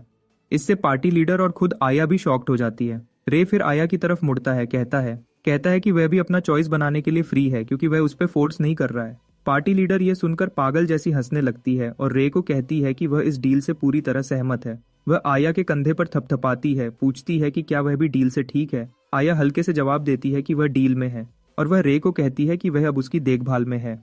पार्टी लीडर मैना स्टोन कलेक्ट करती है और जैसे ही वह चलती है वह इस बारे में बात करती है कि उसने एक बेकार पार्टी मेंबर को एक्सचेंज करके एक अच्छी डील कैसे कर ली। उसे नहीं पता, लेकिन रे को पता है आया असल में खास है। पार्टी के जाने के बाद आया दोबारा रे को बचाने के लिए शुक्रिया कहती है और रे उसे उसकी पार्टी छुड़वाने के लिए सॉरी कहता है। आया दूसरी तरफ अपने बारे में ज्यादा नहीं सोचती क्योंकि उसे लगता है कि वह रे को नीचे ही खींचेगी। रे फिर उसे कहता है कि उसे चिंता करने की कोई जरूरत नहीं है क्योंकि वह स्ट्रांग हो जाएगी और उन लोगों से भी ज्यादा स्ट्रांग हो जाएगी जिन्होंने उसे छोड़ दिया था। आया यह सुनकर शॉक्ड हो जाती है क्योंकि वह खुद को ऐसा नहीं देखती जो स्ट्रांग हो जाएगी। रे फिर उसे कहता है कि उसने हेडक्वार्टर्स में उसकी अपने फॉर्मर पार्टी मेंबर्स के साथ बातचीत सुनी थी, लेकिन वह उसे यकीन दिलाता है कि यह जानबूझकर नहीं था। जो कुछ उसने सुना, रे आया को कहता है कि वह उसकी सपोर्ट बन सकता है। आया यह सुनकर रिलीव्ड हो जाती है और वह रे को कहती है कि वह उसकी देखभाल में रहने को तैयार है। रे मुस्कुराता है, रियलाइज करता है कि उसने सक्सेसफुली गोल्ड बैग कर लिया है। अगले दिन रे और आया एक बी रैंक डंजन को कॉन्कर करने के लिए निकलने की तैयारी करते हैं। आया पूछती है कि क्या वह डंजन कॉन्कर करने के बाद ए रैंक एग्जाम देने के लिए एलिजिबल होंगे, और रे हाँ कहता है। इसके अलावा रे उसे बताता है कि डंजन के अंदर कुछ ऐसा है जो उसे और स्ट्रांग बनाएगा। इससे आया क्यूरियस हो जाती है, क्योंकि वह जानती है कि स्ट्रांग होने से उसे अपनी बहन के मेडिकल बिल्स भरने के लिए और पैसे कमाने में मदद मिलेगी। इस पर एक्साइटेड होकर आया रे को दिखाती है कि वह डंजन में जाने के लिए कितनी हाइप्ड है। दोनों बी रैंक डंजन में कदम रखते हैं, जो एक क्रिस्टल केव है। सबसे पहले जो मॉन्स्टर्स उन्हें मिलते हैं वो ब्लैक वुल्व्स हैं, और ये आया को डरा देता है। लेकिन रे उसे पीछे रहने को कहता है, जबकि वह मॉन्स्टर्स का ख्याल रखता है। रे मॉन्स्टर्स की तरफ भागता है और उन तक पहुंचने से पहले एक्सट्रीम बॉडी एनहांसमेंट एक्टिवेट करता है। अपनी तलवार के साथ वह मॉन्स्टर्स को टिश्यू की तरह काट देता है। वह उन्हें एक के बाद एक काट देता है, आया को शॉक्ड करता हुआ जो पीछे से देख रही थी। वह रे की ताकत देखकर हैरत में है, क्योंकि उसकी ताकत उसकी फॉर्मर पार्टी मेंबर्स की ताकत से कंपेयर नहीं की जा सकती, भले ही वह स्ट्रांग थे। रे फिर आया को बिल्कुल वहां ले जाता है जहां वह उन्हें ले जाना चाहता है, उसे यकीन दिलाते हुए कि वह उसकी सपोर्ट करेगा। वह उसे प्लान फॉलो करने के लिए कहता है और आया मॉन्स्टर्स की तरफ चलती है उन्हें हराने की कोशिश में, ताकि वह बहुत तेज लेवल अप हो सके। भले ही वह सिर्फ सिंपल अटैक्स ही इस्तेमाल कर सकती है, वह मॉन्स्टर्स के खिलाफ अपना बेस्ट ट्राई करने को तैयार है। आया अपने फायरबॉल्स कॉन्जर करती है अपने पास दौड़ते हुए छोटे मॉन्स्टर्स के लिए तैयारी में। इसी बीच रे पीछे खड़ा देख रहा है, क्योंकि उसने आया के लिए एक परफेक्ट टेस्ट सेट किया है ताकि वह अपना असल हथियार पहचान सके। जबकि आया छोटे मॉन्स्टर्स से डील कर रही है, पीछे से एक बड़ा मॉन्स्टर दिखता है, लेकिन रे उसे डील करने के लिए तैयार है, क्योंकि वह इस मूड में नहीं है कि कोई भी आया के साथ जो हो रहा है उसमें गड़बड़ करे। आया मॉन्स्टर्स को हराने में कामयाब रहती है, लेकिन वह कितना भी करे वह बस आते रहते हैं, जैसे उनके पास इन्फिनिट रिस्पॉन कार्ड्स हों। उसे अपनी लेफ्ट आर्म पे काट भी लगती है चीजें और बुरी बनाने के लिए, क्योंकि उसका माना खत्म हो जाएगा अगर उसने अनोइंग मॉन्स्टर्स से निपटने का कोई तरीका नहीं ढूंढा। आया अपनी जिंदगी कितनी मुश्किल है इसके बारे में सोच रही है। जब वह ऊपर देखती है तो रे कई टफर मॉन्स्टर्स से लड़ रहा है ताकि उसके लिए चीजें आसान कर सके। यही वह समय है जब उसे आखिरकार एहसास होता है कि उसे शिकायत करना बंद करना होगा और एक्शन लेना होगा। आया रे के लिए जो स्टैंडर्ड सेट कर रहा है उन्हें पूरा करने के लिए तैयार है, और वह अपनी इमोशंस का इस्तेमाल करके एक फायरबॉल कंजर करती है। वह फायरबॉल मॉन्स्टर्स पे फेंकती है और उसके पीछे की इमोशंस की वजह से फायरबॉल इतनी बड़ी हो जाती है कि वह मॉन्स्टर्स को चिप्स की तरह कंज्यूम कर लेती है। आया शॉक्ड है जब उसे एहसास होता है कि उसकी फायरबॉल बड़ी हो रही है, लेकिन उसका माना खत्म नहीं हो रहा। रे दूसरी तरफ खुश है कि आया आखिरकार अपनी पावर्स को कंट्रोल कर रही है, क्योंकि वह असल में एंड्योरेंस की लड़ाई के लिए सूटेबल है। बेसिकली उसका माना पूल उसका सबसे बड़ा हथियार है और उसने अभी उसे डिस्कवर किया है। आया हैरत में रह जाती है जब उसे एहसास होता है कि उसने एक स्किल अनलॉक कर ली है, ब्लास्ट फर्नेस। कुछ देर बाद दोनों बॉस के रूम में पहुंचते हैं, जहां एक लेवल 52 का बड़ा स्लाइम रहता है। जैसे ही रे स्लाइम की तरफ चार्ज करता है, वह आया को कहता है कि अपनी नई स्किल स्लाइम के खिलाफ इस्तेमाल करे। आया ऑर्डर को मानती है और अपनी ब्लास्ट फर्नेस छोड़ देती है। एक जबरदस्त फायर पावर रिलीज करती है जो उसे शॉक्ड करती है। वह यकीन नहीं कर पाती कि वह ऐसी खौफनाक पावर के केपेबल है। दूसरी तरफ रे जानता है कि वह क्या कर सकती है, क्योंकि ब्लास्ट फर्नेस एक स्किल है जो उसकी स्किल की फायर पावर को बढ़ाती है, लेकिन हाई माना कॉस्ट पर। यह बेसिकली उसके स्किल सेट के साथ जाता है। लेकिन अचानक रे को एहसास होता है कि वह जो फायर पावर देख रहा है वह उसकी सोच से भी ज्यादा है। आया की फायर पावर पूरे रूम को घेर लेती है, उसे लाल कर देती है और वह आखिरकार स्लाइम को वाइप आउट कर देती है। बॉस के हराने के बाद रे उसके पास आता है, उसकी अच्छी परफॉर्मेंस की तारीफ करता है। आया शुरू में घबराई हुई है, लेकिन वह खुद को संभालती है और हंसने लगती है, क्योंकि उसने कभी नहीं सोचा था कि वह ऐसी अमेजिंग पावर के केपेबल है। लेकिन वह रे की तारीफ करने में एक सेकंड भी वेस्ट नहीं करती, क्योंकि उसी की वजह से उसने अपनी पोटेंशियल डिस्कवर की। बी रैंक डंजन कॉन्कर करने के बाद दोनों सरफेस पर लौटते हैं और वह मेंशन करती है कि उन्होंने वह कंडीशन पूरी कर ली है जो उन्हें ए रैंक एग्जाम में पार्टिसिपेट करने की परमिशन देती है, मतलब जो बचा है वह एग्जाम देना है। रे उस पर मुस्कुराता है इस बात को कंफर्म करते हुए, लेकिन अंदर ही अंदर वह एग्जाम देने और पास करने के लिए बेचैन है, क्योंकि यह जरूरी है। ए रैंक एग्जामिनेशन के दिन दोनों एसोसिएशन जाते हैं और हिनाता उन्हें बताती है कि उन्हें अपनी कॉम्बैट कैपेबिलिटीज को मेजर करना होगा और मॉक बैटल के लिए किसी के साथ पेयर किया जाएगा। रे एग्जाम देने और पास करने के लिए तैयार है ताकि वह अपने अगले प्लान के लिए आखिरकार ए रैंक मेज बन सके। आया भी एक्साइटेड है और वह रे को भी अपना बेस्ट देने के लिए कहती है। तभी उन्हें फॉर्मर पार्टी मेंबर्स मिलते हैं और अनोइंग लीडर इसोयामा। वह उसका मजाक उड़ाते हैं एग्जाम देने की कोशिश करने के लिए। लेकिन रे आया का बचाव करने के लिए आगे आता है, पार्टी मेंबर्स को कहता है कि आया उन जैसे डरपोकों से नहीं हारेगी। इसोयामा हंसी उड़ाती है और फिर रे का मजाक उड़ाती है, कहती है कि उसके पास आया जैसी बेकार की जगह बेहतर पार्टी मेंबर्स हैं। तभी वह पार्टी मेंबर दूर से दिखाई देती है और वह एक लड़की निकलती है, आओनो यूरी। इससे रे तुरंत चिंतित हो जाता है क्योंकि उसने यह नाम अपनी पास्ट लाइफ में सुना है। लगता है यूरी इतनी पावरफुल थी कि उसने एक बार एक बहुत डेंजरस डंजन को बिना ज्यादा स्ट्रेस के अकेला ही कॉन्कर कर लिया था। इसके बाद ही वह सच में फेमस हो गई थी। और करंट सर्कमस्टांसेस को देखते हुए रे आसानी से समझ जाता है कि यूरी शायद पहले ही ए रैंक मेज के आसपास है। यूरी फिर रे के पास आती है, कहती है कि वह किसी ऐसे इंसान की तरह लगता है जो काफी इंटरेस्टिंग है। इससे रे कॉट ऑफ गार्ड हो जाता है, उसे यूरी को अजीब तरीके से घूरने पर मजबूर करता है। आया रे के बिहेव से चिंतित है और वह उसका नाम बुलाती है। उसके नाम के जिक्र से यूरी को तुरंत पता चल जाता है कि वह कौन है, क्योंकि वह समझ पाती है कि वह काई का बड़ा भाई है। इसके अलावा उसने सुना है कि काई उसे हार गया, और यह खबर रे को शॉक्ड करती है क्योंकि उसे नहीं पता था कि उसके कारनामे मेजेस में इतने दूर तक फैल गए हैं। आया दूसरी तरफ पूरी तरह शॉक्ड है कि रे ने काई को हराया और उसे पूछने पर मजबूर होती है कि क्या यह सच है। यूरी फिर रे की तरफ मुड़ती है, उसे कहती है कि वह भले ही इंप्रेसिव हो लेकिन उसके पास उसके खिलाफ कोई चांस नहीं है। यूरी मेंशन करती है कि पर्पल किंग काई उसे कमजोर है। कुछ देर बाद मेजेस ट्रेनिंग सेंटर पर इकट्ठे होते हैं अपनी कॉम्बैट स्किल्स को एसोसिएशन द्वारा दिए गए आर्टिफिशियल गोलम के खिलाफ ट्राई करने के लिए। लगता है गोलम एक स्पेशल रॉक से ढका हुआ है जो नॉर्मल रॉक से ज्यादा हार्ड है, और मेजेस को उसके खिलाफ अपना बेस्ट देने के लिए कहा जाता है। रे पहला इंसान है जिसे गोलम के खिलाफ अपनी स्ट्रेंथ ट्राई करने के लिए बुलाया जाता है। वह गोलम के सामने खड़ा होता है और एक फायरबॉल कंजर करता है, लेकिन मेजेस की मौजूदगी उस पर हंसने लगती है कि वह मेटल एलिमेंट गोलम के खिलाफ फायर एलिमेंट इस्तेमाल करने की कोशिश कर रहा है। जैसे ही वह गोलम की तरफ लपकता है, रे काफी श्योर है कि फायर एलिमेंट गोलम के खिलाफ पूरी तरह से बेकार होगा। लेकिन इससे पहले कि वह गोलम तक पहुंचे, वह फायर अटैक को आइस शार्ट के साथ कंबाइन करता है फायर लांस बनाने के लिए। रे फायर लांस गोलम पर शूट करता है और वह गोलम का सर तोड़ देता है, अपने पीछे धुआं छोड़ते हुए। सुपरवाइजर गोलम को चेक करता है और जैसे ही उसे कोई रिस्पॉन्स नहीं मिलता, वह कंफर्म करता है कि गोलम को हरा दिया गया है। वह मेजेस जो पहले रे का मजाक उड़ा रहे थे, हैरानी में मरमरिंग करने लगते हैं क्योंकि उन्होंने कभी नहीं सोचा था कि रे गोलम को एक ही वार में मार देगा।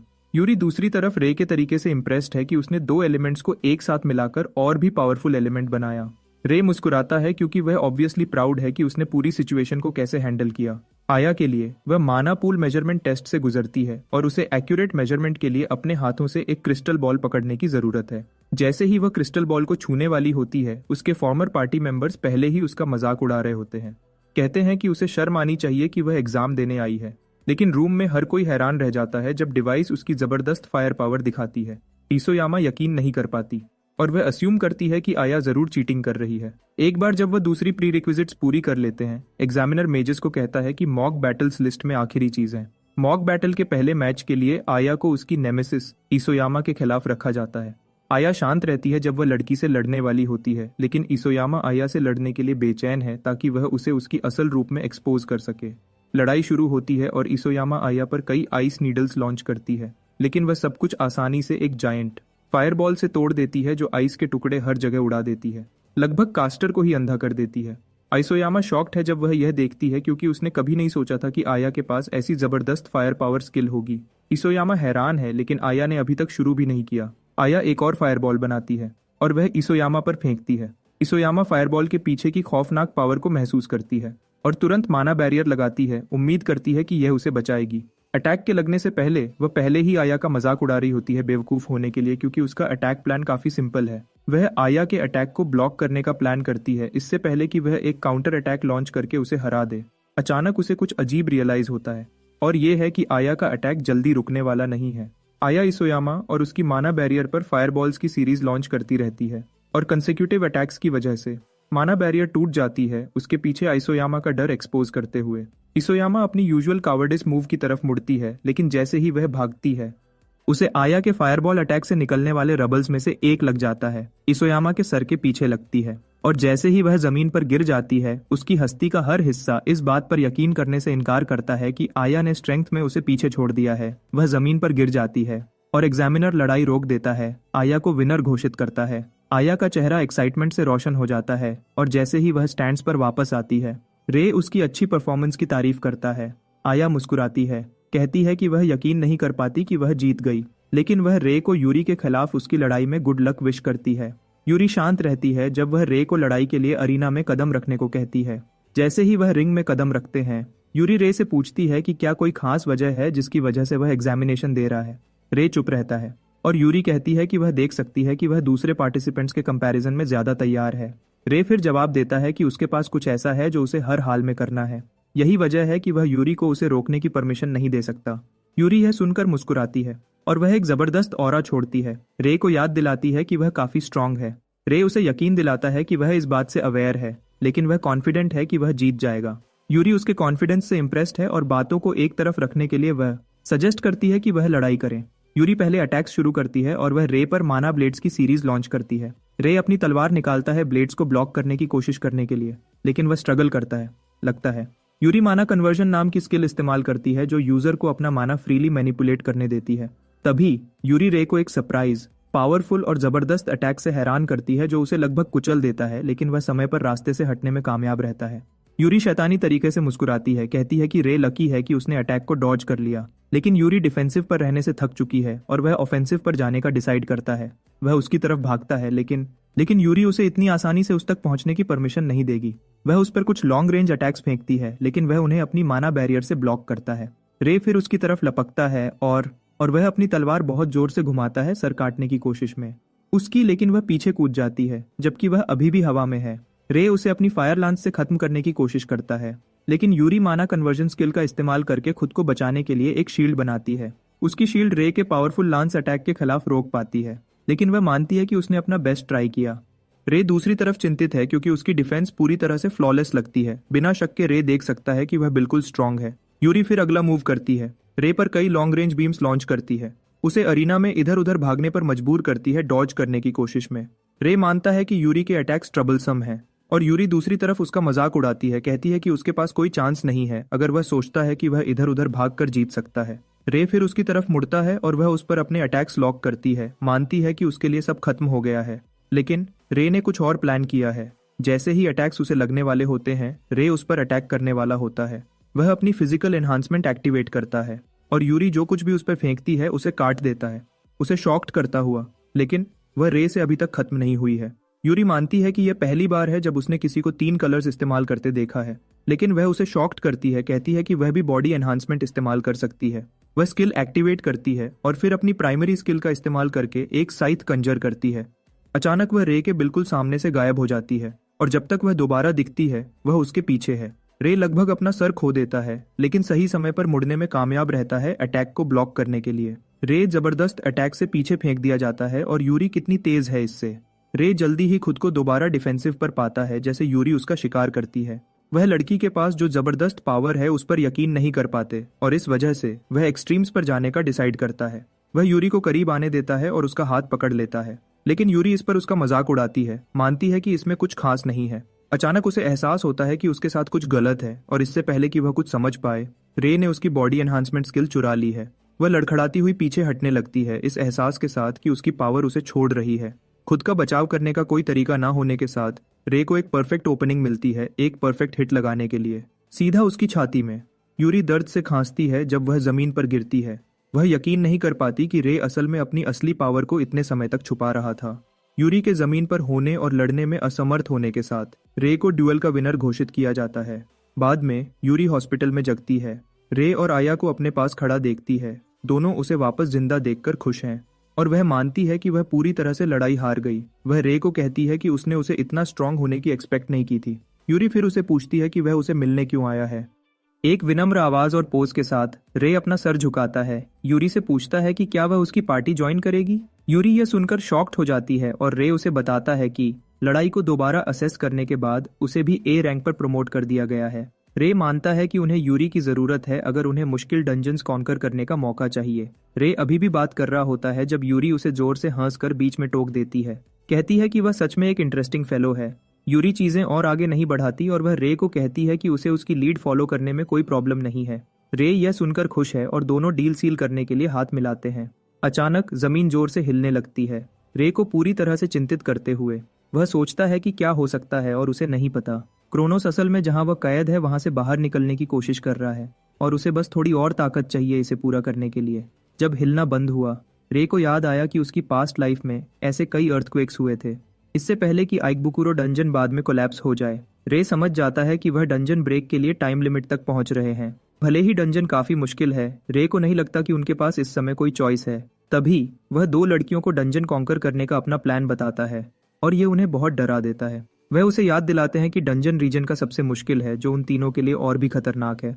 यूरी फिर उसे पूछती है कि क्या वह सजेस्ट कर रहा है कि वह डंजन कॉन्कर करें क्योंकि अर्थक्वेक हुआ, और रे कन्फेस करता है कि उसे इसके बारे में बुरा एहसास हो रहा है। रे कहता है कि एबनॉर्मल मॉन्स्टर्स के बारे में कई रिपोर्ट्स हैं और वह मानना चाहता है कि ये कुछ और ज्यादा खतरनाक चीज की प्री रिक्विजिट है। यूरी को रे जो कुछ भी कहता है उससे ज्यादा फर्क नहीं पड़ता जब तक वह उसकी लीड फॉलो करती है। ये रियलाइज करते हुए कि यूरी साथ है, आया भी रे को अपनी सपोर्ट का यकीन दिलाती है। रे यह सुनकर खुश है और वह उन्हें सपोर्ट के लिए शुक्रिया कहता है। अगले दिन रे और उसकी पार्टी एक रिक्वेस्ट सबमिट करती है हिनाता को इकेबुकुरो डंजन कॉन्कर करने के लिए। उनकी रिक्वेस्ट अप्रूव हो जाती है और ट्रियो डंजन एंट्रेंस की तरफ जाता है। जितनी पागल वह है, यूरी डंजन में जाने के लिए सुपर एक्साइटेड है। आया मेंशन करती है कि बेहतर होता अगर उनके पास मदद के लिए काफी लोग होते, लेकिन रे कहता है कि यह इम्पॉसिबल है क्योंकि एसोसिएशन ए रैंक मेजर्स की संख्या को डिप्लॉय करने में लिमिटेड है। वह फिर कहता है कि अच्छा होता अगर ओइकावा नाम का कोई इंसान उनके साथ होता। रिग्रेशन से पहले ओइकावा जापान के बेस्ट में से एक के रूप में जाना जाता था। रे को डर है कि अगर डंजन ब्रेक होता है तो क्रोनोस दोबारा दिखेगा और वह यह इंश्योर करने के लिए दृढ़ है कि ऐसा ना हो। एंटर करने से पहले लड़कियां रे को फॉर्मेलिटीज छोड़ने और उन्हें उनके रेगुलर नाम से बुलाने के लिए कहती है और टाइम वेस्ट ना करने के लिए वह इस पर सहमत हो जाता है और ट्रियो इसके बाद डंजन में कदम रखता है। एंटर करते ही सबसे पहला मॉन्स्टर जो उन्हें मिलता है वह एक लेवल 71 स्कल डीमन है। रे ये देखकर शॉक्ड है क्योंकि ये मॉन्स्टर दूसरे लो लेवल डंजन्स में बॉस होता है, लेकिन ये यहाँ डंजन के एंट्रेंस पर ही दिख रहा है।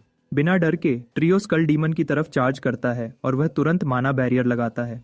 रे समझ जाता है कि माना बैरियर को रास्ते से हटाना पहला काम है और वह बैरियर पर एक फायर लांस शूट करता है, लेकिन फायर लांस का एक वार बैरियर को डिस्ट्रॉय करने के लिए बहुत कमजोर लगता है। आया और यूरी फिर अपने कंबाइंड एफर्ट से बैरियर को तोड़ देते हैं, रे को उसकी तरफ दौड़ने और उसे दो हिस्सों में काटने का मौका देते हुए। जैसा कि आमतौर पर होता है, स्कल डीमन को हराने से उन्हें एक बड़ा ग्रीन मैना स्टोन मिलता है। रे लेडीज की तारीफ करता है बैरियर को तोड़ने में उनकी इम्पेकेबल टाइमिंग के लिए। यूरी फिर आखिरकार हिम्मत जुटाती है रे से पूछने के लिए कि वह इतनी सारी स्किल्स कैसे इस्तेमाल कर पाता है। रे 1 मिनट लेता है, लेकिन वह आखिरकार जवाब देता है। रिवील करता है कि उसके पास स्किल ड्रेन नाम की एबिलिटी है। लड़कियां इस पर कंफ्यूज्ड हैं और रे एक्सप्लेन करता है कि सिर्फ छूने से वह किसी और की स्किल चुरा सकता है। यूरी को आखिरकार एहसास होता है कि उनके ड्यूएल के दौरान क्या हुआ था, लेकिन रे यूरी को यकीन दिलाता है कि उसने उसकी स्किल पहले ही वापस कर दी है। आया दूसरी तरफ पूरी तरह से हैरान है क्योंकि उसने रे से ऐसी ओवर पावर्ड स्किल की एक्सपेक्ट नहीं की थी। वह आखिरकार रियलाइज करती है कि रे उन्हें डंजन में क्यों ले जाना चाहता था और वह कंक्लूड करती है कि जब तक रे उनके साथ है वह सेफ हैंड्स में है। आया ये भी डिटर्मिन करती है कि वह टीम पर बोझ नहीं बनेगी।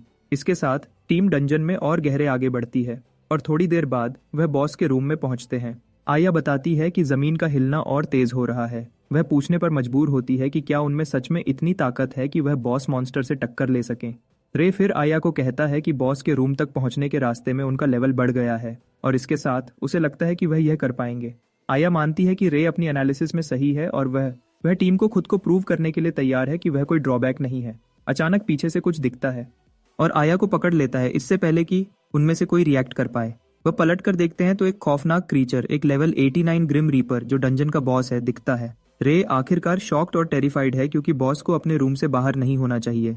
इससे उसके दिमाग में कई सवाल दौड़ते हैं, लेकिन सबसे मेन फोकस ये है कि वह गहरी मुश्किल में है। रे फिर यूरी को कहता है कि चीजें बुरी लग सकती हैं, लेकिन उनके पास आया को बचाने के अलावा कोई चॉइस नहीं है। रे आया पर चिल्लाता है कि वह ठीक है या नहीं। लगता है आया एक माना बैरियर कास्ट कर पाई थी खुद को कुचलने से रोकने के लिए, लेकिन उसी समय रे चिंतित है क्योंकि आया के पास भले ही बहुत माना हो, लेकिन उसकी भी एक लिमिट है। भले ही उसके लिए सबसे अच्छा ऑप्शन अपनी अबिस फ्लेम इस्तेमाल करना है, वह नहीं कर सकता क्योंकि आया क्रॉसफायर में आ जाएगी। प्रॉब्लम का एक ही सॉल्यूशन है कि उसे सिचुएशन से बाहर निकालने का तरीका ढूंढा जाए। रे फिर यूरी को कहता है कि वह टेंटिकल्स का ध्यान अपनी तरफ करने की पूरी कोशिश करेगा और वह उसे आया को बचाने का तरीका ढूंढने के लिए कहता है। एक अच्छे प्लान के साथ दोनों मॉन्स्टर की तरफ चार्ज करते हैं। रे खुद को सीधा वहां रखता है जहां मॉन्स्टर देख रहा है और लगभग टेंटिकल से हिट हो जाता है, लेकिन वह मुश्किल से डॉज कर पाता है। टेंटिकल से होने वाला डैमेज फ्लोर को तोड़ देता है, रे को शॉक्ड करता है। वह तुरंत समझ जाता है कि अगर उसे डायरेक्ट हिट लगी तो वह गया। जब वह सोचता है कि वह खतरे से बाहर है, एक टेंटिकल पीछे से दिखता है। आया को लगता है कि रे गया जब वह दर्द से उसका नाम चिल्लाती है। खुशकिस्मती से रे वह खुद को उस मुश्किल सिचुएशन से निकाल पाया। माना हैंड का इस्तेमाल करके, और उसने चैन की सांस ली। जबकि पूरी गड़बड़ हो रही है, यूरी को मॉन्स्टर तक पहुंचने का मौका मिल गया है। वह अपनी साइथ घुमाती है एक क्रिटिकल हिट लगाने की उम्मीद में, लेकिन उसका अटैक बाउंस ऑफ हो जाता है। और यही वह समय है जब उन्हें रियलाइज होता है कि मॉन्स्टर के पास एक स्ट्रेंथनिंग स्किल है। यूरी को रिट्रीट करना पड़ता है इससे पहले कि वह मॉन्स्टर के बड़े टेंटिकल्स के बीच कुचल जाए। रे उसकी हालत चेक करता है और वह उसे यकीन दिलाती है कि वह बिल्कुल ठीक है, लेकिन दोनों देख सकते थे कि पूरी चीज में कुछ अजीब था। बेसिकली टेंटिकल मॉन्स्टर्स की डिफेंस हमेशा कम होती है, और ये पहली बार है जब रे स्ट्रेंथनिंग स्किल वाले मॉन्स्टर को देखेगा। मॉन्स्टर के आसपास होने वाली अजीब चीजों की लिस्ट में यह भी है कि वह अपने रूम से बाहर है। उसे नहीं पता क्रोनोस हर उस चीज में बड़ा रोल निभा रहा है जो उसके सामने हो रहा है, लेकिन मॉन्स्टर इतने गुस्से से उनकी तरफ आ रहा है कि उनके पास सोचने का समय नहीं है कि क्या करें, जबकि वह अपनी प्रोटेक्टिव बैरियर के अंदर फंसी हुई है। आया को लगता है कि दूसरे दो लोग जो फेस कर रहे हैं वह बेसिकली उसकी गलती है। वह समझ जाती है कि वह बहुत पैसिव रही है क्योंकि वह हमेशा रे पर चीजें ठीक करने के लिए रिलाई करती है। वह अपना दिमाग खपाने लगती है कुछ ऐसा सोचने के लिए जो वह असल में सिचुएशन में मदद करने के लिए कर सकती है। यूरी और रे को जल्दी ही एक बड़ी प्रॉब्लम का सामना करना पड़ता है क्योंकि उनका माना लगभग खत्म हो गया है उन लड़ाइयों की वजह से जिनमें वह इन्वॉल्व रहे हैं। रे इस सिचुएशन में हार मानने वाला होता है जब उसे अचानक कुछ याद आता है। वह आया पर चिल्लाता है, कहता है कि उन्हें अपने माना फ्यूजन से हिट करे। आया यह सुनकर शॉक्ड हो जाती है, और वही यूरी का भी हाल है जिसे लगता है कि स्किल बेकार है क्योंकि ये बहुत माना कंज्यूम करती है। रे समझता है कि वह ऐसा क्यों सोचते हैं क्योंकि स्किल उसकी पास्ट लाइफ में भी बेकार मानी जाती थी। But thanks to a certain maze the skills value was later discovered. यह खास मेज और कोई नहीं आया खुद है क्योंकि वही थी जिसने रिग्रेशन से पहले इसे फिगर आउट किया था। Aya is also conflicted about the skill since he hasn't used it before. But since Ray is asking her to do it, she is willing. Just then, Aya lets loose of her skill. और वह उन दोनों को बिल्कुल plan के मुताबिक लगती है। सरप्राइजिंगली, यूरी रियलाइज करती है कि उसका माना रिकवर होना शुरू हो रहा है। लेकिन रे बस मुस्कुराता है क्योंकि वह स्किल का असली मकसद जानता है। लगता है माना फ्यूजन का एक इफेक्ट है जो यूजर का माना शेयर करता है, लेकिन ये एक ऐसी स्किल है जिसे सिर्फ बहुत ज्यादा माना वाले मेज ही मास्टर कर सकते हैं। आया is excited when she sees this, लेकिन अचानक उसे रियलाइज होता है कि वह जितना माना शेयर कर रही है वो काफी नहीं है। उसे फिर एहसास होता है कि उसकी माना शेयरिंग रिस्ट्रिक्ट हो रही है उस माना बैरियर की वजह से जो उसने एक्टिवेट की थी टीम की ठीक से मदद करने के लिए। वह अपनी माना बैरियर रिलीज करती है मॉन्स्टर को उसे जोर से पकड़ने का मौका देते हुए, लेकिन आया सारा अपना माना उन दोनों के लिए छोड़ पाती है काम करने के लिए। एक बार जब वह यह कर चुकी होती है, वह कमजोर आवाज में उन दोनों को कहती है कि बाकी उन पर है। अपने टीममेट के सैक्रिफाइस के साथ दोनों मॉन्स्टर को हराने के लिए हाइपर डिटरमिन्ड हो जाते हैं, चाहे कुछ भी हो। दोनों मॉन्स्टर की तरफ चार्ज करते हैं, यूरी को बचाने के लिए उसे फाड़ने के लिए तैयार, क्योंकि उनका माना रिस्टोर हो गया है। उनके पास वह ताकत है जो मॉन्स्टर की डिफेंसेस को अपनी एनहांसमेंट स्किल का इस्तेमाल करके काट सके। वह मॉन्स्टर्स को दाएं बाएं खत्म करना शुरू करते हैं, और रे यूरी को मोमेंटम बनाए रखने के लिए कहता है ताकि वह आया को बचा सके। रे को आया तक पहुंचने का मौका मिलता है, लेकिन मॉन्स्टर उनसे एक कदम आगे है। मॉन्स्टर तुरंत आया की पोजीशन बदल देता है, चीजें उनके लिए और मुश्किल बनाते हुए। रे आसानी से समझ जाता है कि जिस तरह से चीजें हो रही हैं वह आया तक नहीं पहुंच पाएंगे, लेकिन यूरी उसे यकीन दिलाती है कि वह उसके लिए एक रास्ता खोलेगी। यूरी फिर अपनी प्राइमरी स्किल का इस्तेमाल करके बहुत ऑरा छोड़ती है। रे को चढ़ने के लिए स्टेयर्स बनाती है ताकि वह आया तक पहुंच सके। रे असिस्ट के लिए शुक्रगुजार है और वह स्टेयर्स के साथ आया की तरफ लपकता है। मॉन्स्टर उसके रास्ते को अपने कुछ टेंटिकल्स से ब्लॉक करने की कोशिश करता है, लेकिन रे उन्हें आसानी से काट देता है। शेयर फ्यूरी के साथ, इतनी तेज स्पीड और डिटर्मिनेशन के साथ वह आया तक पहुंचता है और उसे मॉन्स्टर की पकड़ से छुड़ा देता है। रे जमीन तक पहुंचने में कामयाब रहता है और वह आया की हालत चेक करता है कि क्या वह ठीक है। आया अपनी आंखें खोलती है और मुस्कुराती है, कहती है कि रे हमेशा की तरह इंप्रेसिव है। यूरी फिर दौड़ कर आती है, आया को कहती है कि उसने अपनी स्किल से उन्हें सच में बचा लिया। यूरी मानती है कि आया में काफी हिम्मत है। भले ही उन्होंने आया को बचा लिया है, मॉन्स्टर को मारने का प्राइमरी मिशन अभी भी बाकी है। रे और यूरी मॉन्स्टर की तरफ लपकते हैं, लेकिन चीजें और मुश्किल हो जाती हैं क्योंकि वह अपने टेंटिकल को रीजेनरेट कर लेता है। यूरी रियलाइज करती है कि वह खुद को एक मुश्किल सिचुएशन में पा रहे हैं और वह रे से पूछती है कि उनका अगला मूव क्या होना चाहिए। रे फिर यूरी को कहता है कि बाकी उस पर छोड़ दे, और भले ही वह स्केप्टिकल है, वह उसे जो चाहता है करने देती है। रे मॉन्स्टर की तरफ लपकता है, यूरी को यकीन दिलाते हुए कि वह उसे खत्म कर देगा। यूरी शॉक्ड है जब उसे रियलाइज होता है कि रे बिना हथियार के मॉन्स्टर की तरफ भाग रहा है। जैसे ही रे मॉन्स्टर के मेन बॉडी तक पहुंचने वाला होता है, वह अपने एक टेंटिकल को रीजेनरेट करता है उसके रास्ते को ब्लॉक करने के लिए। रे फिर ओवरलॉक पावर का इस्तेमाल करता है, अपनी फायर पावर को डबल करने की उम्मीद में एबिस फ्लेम इस्तेमाल करने से पहले। उसका पूरा शरीर एक डार्क ऑरा में घिर जाता है जब वह अंधेरे में है। वह मॉन्स्टर पर एक पावरफुल फ्लेम छोड़ता है, आखिरकार उसका सर फाड़ देता है। मॉन्स्टर जमीन पर गिरता है और ये क्रोनोस को शॉक्ड करता है, जिसे ग्रिम रीपर के हराने की एक्सपेक्ट नहीं थी। फिर भी वह यह इंश्योर करने के लिए दृढ़ है कि वह वायरस का शिकार ना बने, कि रे और उसके दोस्त जिंदा बाहर ना निकलें। टीम अभी अपनी जीत का सेलिब्रेशन कर रही होती है जब मॉन्स्टर के हारे हुए शरीर से एक डार्क फ्लूइड निकलता है और सीधा आया की तरफ बढ़ता है। वह लगभग उसे घुसा देता है, लेकिन रे उसे सही समय पर रास्ते से हटा देता है। रे रियलाइज करता है कि फ्लूइड और पावरफुल हो रहा है और वह लड़कियों पर चिल्लाता है कि वह भाग लें। जैसे ही वह एग्जिट की तरफ भागते हैं, रे उम्मीद करता है कि वह मरे नहीं, क्योंकि उन्होंने डंजन को कोलैप्स होने से रोक दिया है। जैसे ही वह एग्जिट तक पहुंचने वाले होते हैं, फ्लूइड उनसे आगे निकल जाता है। ट्रियो लगभग निगल लिया जाने वाला होता है जब एक गोल्डन शील्ड उन्हें ढक लेता है और एक तेज आवाज उन्हें एक तरफ हटने के लिए कहती है। टीम पलटकर देखती है कि कौन है, जो और कोई नहीं, पावरफुल ओइकावा हिकारू है। लड़कियां शॉक्ड हैं जब ओइकावा अपना परिचय देता है, क्योंकि रे ने डंजन में एंटर करने से पहले उसका नाम मेंशन किया था। रे मानता है कि वही वह लड़का है जिससे वह मदद चाहता था। बेसिकली ओइकावा उन सबसे ज्यादा स्ट्रांग है क्योंकि वह करंट में एक एस रैंक मेज है। इसके अलावा वह रे के रिग्रेशन से पहले येलो किंग के नाम से जाना जाता था। रे जानता है कि अगर ओइकावा सही समय पर उन्हें अपनी बैरियर मैजिक से बचाने नहीं आया होता तो वह गए थे। ओइकावा उन्हें आंख मारता है, कहता है कि वह खुश है कि वह उन्हें बचाने के लिए सही समय पर पहुंच गया। ओइकावा ने मेंशन किया कि वह एक दूसरे डंजन में था जो कंट्री की रिक्वेस्ट पर था, लेकिन उसे किसी ने कांटेक्ट किया था जो और कोई नहीं, हिनाटा थी। ओइकावा फिर रे को शॉक्ड करता है, उसे बताते हुए कि वह उसे जानता है क्योंकि वह काई का भाई है। ओइकावा रे को यकीन दिलाता है कि उसे चिंता करने की कोई जरूरत नहीं है क्योंकि वह बस उसमें इंटरेस्टेड था। रे यह सुनकर रिलीव्ड है और वह आखिरकार ओइकावा को असिस्ट के लिए शुक्रिया कहता है। ओइकावा इसे ज्यादा सीरियस नहीं लेता और वह रे को कहता है कि उसने सच में कुछ इंप्रेसिव किया डंजन के बॉस को हराने के लिए। तभी मॉन्स्टर को हराने से माना स्टोन गिरता है और ओइकावा शॉक्ड है कि स्टोन कितना बड़ा है। ओइकावा समझ जाता है कि डंजन बॉस काफी स्ट्रांग है और वो माना स्टोन रे पर फेंकता है, जो गिरने से पहले मुश्किल से पकड़ पाता है। ओइकावा रे को कंग्रेचुलेट करता है, कहता है कि वो उससे और भी उम्मीद करता है। ये कहने के बाद ओइकावा डंजन से बाहर निकलता है और टीम उसके पीछे पीछे चलती है। जब वो एसोसिएशन बिल्डिंग में एंटर करते हैं, यूरी मेंशन करती है कि ओइकावा एक इंटरेस्टिंग फेलो है और रे उससे सहमत है। हिनाता शॉक्ड है जब वो टीम को आते देखती है और वो चिल्लाने लगती है, पूछती है कि क्या वो ठीक है। हिनाता टीम के बारे में चिंतित थी क्योंकि वो डंजन में बहुत देर लगा रहे थे। हिनाता रे को जानती है कि वो अपना एप्लीकेशन फॉर्म सबमिट करने के बाद सीधा डंजन में चला गया, भले ही डंजन दूसरों से ज्यादा खतरनाक है। हिनाता फिर उनसे डंजन की प्रोग्रेस के बारे में पूछती है, एक्सपेक्ट करती है कि वो अभी भी एंट्रेंस लेवल पर होंगे। हिनाता और उसके फेलो अटेंडेंट्स को बाथरूम में लगभग ब्रेन सीजर हो जाता है जब वो मेंशन करता है कि उन्होंने पूरा डंजन कॉन्कर कर लिया है। वो अपनी आंखों और कानून पर यकीन नहीं कर पाते, जिससे वो पागलों की तरह चिल्लाने लगते हैं। इकेबुकुरो डंजन कॉन्कर होने की इन्फॉर्मेशन जल्दी ही हर तरफ फैलने लगती है। गिल्ड्स इधर उधर दौड़ने लगती हैं डंजन कॉन्कर करने वाले इंसान तक पहुंचने की कोशिश में। प्रेस को एड्रेस करते हुए आया कहती है कि उसके पास आखिरकार अपनी बहन के मेडिकल बिल्स कवर करने के लिए काफी पैसे हैं और इसके अलावा वो रे को इस बड़े मौके के लिए शुक्रिया कहती है। इसोयामा और उसके पार्टी मेंबर्स ये देखकर पूरी तरह से सॉल्टी हैं, लेकिन इसोयामा अभी भी मानाना चाहती है कि आया चीटिंग कर रही है। वही बात काई पर भी लागू होती है, जो रे के डंजन कॉन्कर करने पर पूरी तरह से गुस्सा है।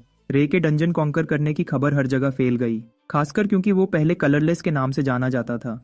ग्रुप चैट्स दोस्तों से भरे थे जो एक दूसरे को बुला रहे थे, सजेस्ट करते हुए कि वो सब रे के बारे में ट्रैश टॉक करने के लिए माफी मांगें, जबकि हर कोई रे कितना इंप्रेसिव है इसके बारे में बात कर रहा है। वो सोच रहा है कि वो और स्ट्रांग कैसे बनेगा, क्योंकि उसने दूसरों से मिली मदद की वजह से डंजन कॉन्कर किया था। 3 दिन बाद रे एसोसिएशन जाता है क्योंकि हिनाता ने उससे बुलाया था। क्लेम करती है कि उससे कुछ सुनने की जरूरत है। रे और लड़कियां शॉक्ड हैं जब हिनाता उन्हें बताती है कि उन्हें एक खास डंजन कॉन्कर करने की रिक्वेस्ट मिली है। आया यकीन नहीं कर पाती क्योंकि वो अभी अभी ए रैंक मेजर्स बनी है और हिनाता कहती है कि ये उनकी रीसेंट अचीवमेंट की वजह से पॉसिबल है। बेसिकली डंजन एक्सप्लोरेशंस आमतौर पर मेजेस खुद रिक्वेस्ट करते हैं, लेकिन एक फॉर्मल रिक्वेस्ट मिलना कुछ ऐसा है जो एसोसिएशन सिर्फ खास संख्या में मेजेस को ही अलाउ करती है। आया मुस्कुराती है, रे को कहती है कि हर कोई उस पर काउंट कर रहा है, लेकिन रे डिसएग्री करता है, कहता है कि पूरी पार्टी की जरूरत है। रे फिर हिनाता से पूछता है कि रिक्वेस्ट किसने की थी, लेकिन वो रे को कहती है कि वो जवाब नहीं दे सकती क्योंकि हायर अप्स ने उसे राज रखने के लिए कहा था। जैसा एक्सपेक्ट किया था, यूरी चाहती है कि वह मिशन एक्सेप्ट करें क्योंकि ये फन लगता है। रे को एक्सेप्ट करना जरूरी है क्योंकि ये एसोसिएशन के जरिए किया गया था, तो कुछ सस्पिशियस नहीं होना चाहिए। तभी हिनाटा मेंशन करती है कि एक एस रैंक मेज भी मिशन पर उनके साथ होगा। अगले दिन पार्टी उस लोकेशन पर जाती है जहां उन्हें उस एस रैंक मेज से मिलना है। आया क्यूरियस है ये देखने के लिए कि वह इंसान कौन निकलेगा। कुछ देर बाद उन्हें वह इंसान मिलता है और उनकी सबसे बड़ी हैरानी ये है कि वह ओइकावा है, जैसे ही वह डंजन में कदम रखते हैं, रे मेंशन करता है कि उसने कभी नहीं सोचा था कि ओइकावा उन्हें एस्कॉर्ट करेगा। और ओइकावा मुस्कुराता है, कहता है कि वह पहले ही जानता था, लेकिन वह इसे सरप्राइज रखना चाहता था। ओइकावा फिर मेंशन करता है कि वह मिशन के लिए एक्साइटेड है क्योंकि पूरी दुनिया भी उन्हें देख रही है। आया हैरान है कि ओइकावा कितना केयरफ्री है और रे उसे सहमत है, लेकिन उसे याद दिलाता है कि वह इंसान अभी भी एस रैंक मेज है। रे फिर ओइकावा से पूछता है कि क्या ये सच है कि डंजन के अंदर कोई ट्रिकी मैकेनिज्म है, और ओइकावा हाँ कहता है। लगता है स्काउट टीम एक रिपोर्ट के साथ वापस आई थी कि रास्ते को एक आग की दीवार ब्लॉक कर रही थी। रे इस पर क्यूरियस है और वह पूछता है कि उन्हें इसे कैसे डील करना है। ओइकावा फिर उन्हें याद दिलाता है कि उसके पास अपनी बैरियर स्किल है और जब तक वह उनके साथ है, फायरवॉल कुछ भी नहीं है। रे नोटिस करता है कि वह इंसान ओवर कॉन्फिडेंट है और वह सोचता है कि क्या उसे लगता है कि डंजन आसान होगा। जैसे ओइकावा उसके थॉट्स सुन सकता है। वह रे को कहता है कि जब वह उसे एक्शन में देखेगा तो देखेगा कि वह कितना कूल है, क्योंकि वही पूरी टीम को कैरी करेगा। अचानक मॉन्स्टर्स की एक लहर सीन पे दिखती है और रे अपनी टीम को लड़ने के लिए तैयार होने को कहता है। वह ये देखने में भी इंटरेस्टेड है कि एक एस रैंक मेज सच में कितना स्ट्रांग है। अचानक वह ओइकावा को एक कोने में डर के मारे बैठा हुआ देखता है। ओइकावा ट्रियो को मॉन्स्टर्स को हैंडल करने के लिए कहता है क्योंकि वह इस टाइप के मॉन्स्टर्स से ज्यादा फेमिलियर नहीं है जिनसे वह अभी लड़ रहे हैं। आया ओइकावा को याद दिलाती है कि उसने क्या कहा था मेन मैन होने के बारे में, लेकिन रे बस अपनी टीम को मॉन्स्टर का सामना करने और उस डरपोक को भूल जाने के लिए कहता है। ट्रियो अपना स्टांस लेता है और वह आने वाले मॉन्स्टर्स पर लॉन्ग रेंज अटैक्स फेंकना शुरू करते हैं। यूरी कॉन्फिडेंटली मॉन्स्टर्स के पीछे पड़ती है, कहती है कि वह पहले जिन मॉन्स्टर्स से लड़े थे उनके कंपैरिजन में कुछ भी नहीं है। आया और यूरी ज्यादातर मॉन्स्टर्स को मार देते हैं और रे बाकी को अपनी फायर लांस से खत्म करता है। ओइकावा यह देखकर हैरान है और मॉन्स्टर्स के हराने के बाद आया एक्साइटेडली रे के साथ सेलिब्रेट करती है। ओइकावा आखिरकार जहां वह छुपा था वहां से खड़ा होता है, क्लेम करता है कि उसे बग्स से नफरत है और वह शुक्रगुजार है कि उन्होंने उसकी जान बचाई। अचानक कुछ वुल्व्स पीछे से दिखाई देते हैं और ओइकावा की तरफ चार्ज करते हैं, लेकिन वह सीरियस हो जाता है और उन्हें एक स्क्वायर बॉक्स में पिन कर देता है। आखिरकार उन्हें आसानी से मार देता है। रे और उसकी टीम शॉक्ड हैं जब वह ये देखते हैं और रे ओइकावा से पूछता है कि उसने अभी कौन सी स्किल इस्तेमाल की। ओइकावा मेंशन करता है कि स्किल का नाम स्क्वायर बॉक्स है और ये उसकी बैरियर स्किल्स में से एक है, लेकिन स्किल को बड़े फो के खिलाफ इस्तेमाल नहीं किया जा सकता। रे पूरी तरह से अमेज्ड है क्योंकि उसने इसके बारे में पहले सुना है, लेकिन यह पहली बार है जब वह इसे देखेगा। एक बार जब मॉन्स्टर्स का ख्याल रख लिया जाता है, ओइकावा सजेस्ट करता है कि वह आगे बढ़ते रहें। रे उसके पीछे चलता है। वह ओइकावा से पूरी तरह से हैरत में है क्योंकि वह एक एस रैंक को कैसा होना चाहिए उसका एम्बॉडीमेंट है। कुछ देर बाद वह आग की दीवार पर पहुंचते हैं और यह बिल्कुल वैसा ही है जैसा रिपोर्ट में कहा गया था। आग की तीव्रता कुछ मीटर्स दूर से भी महसूस की जा सकती है बिना करीब गए।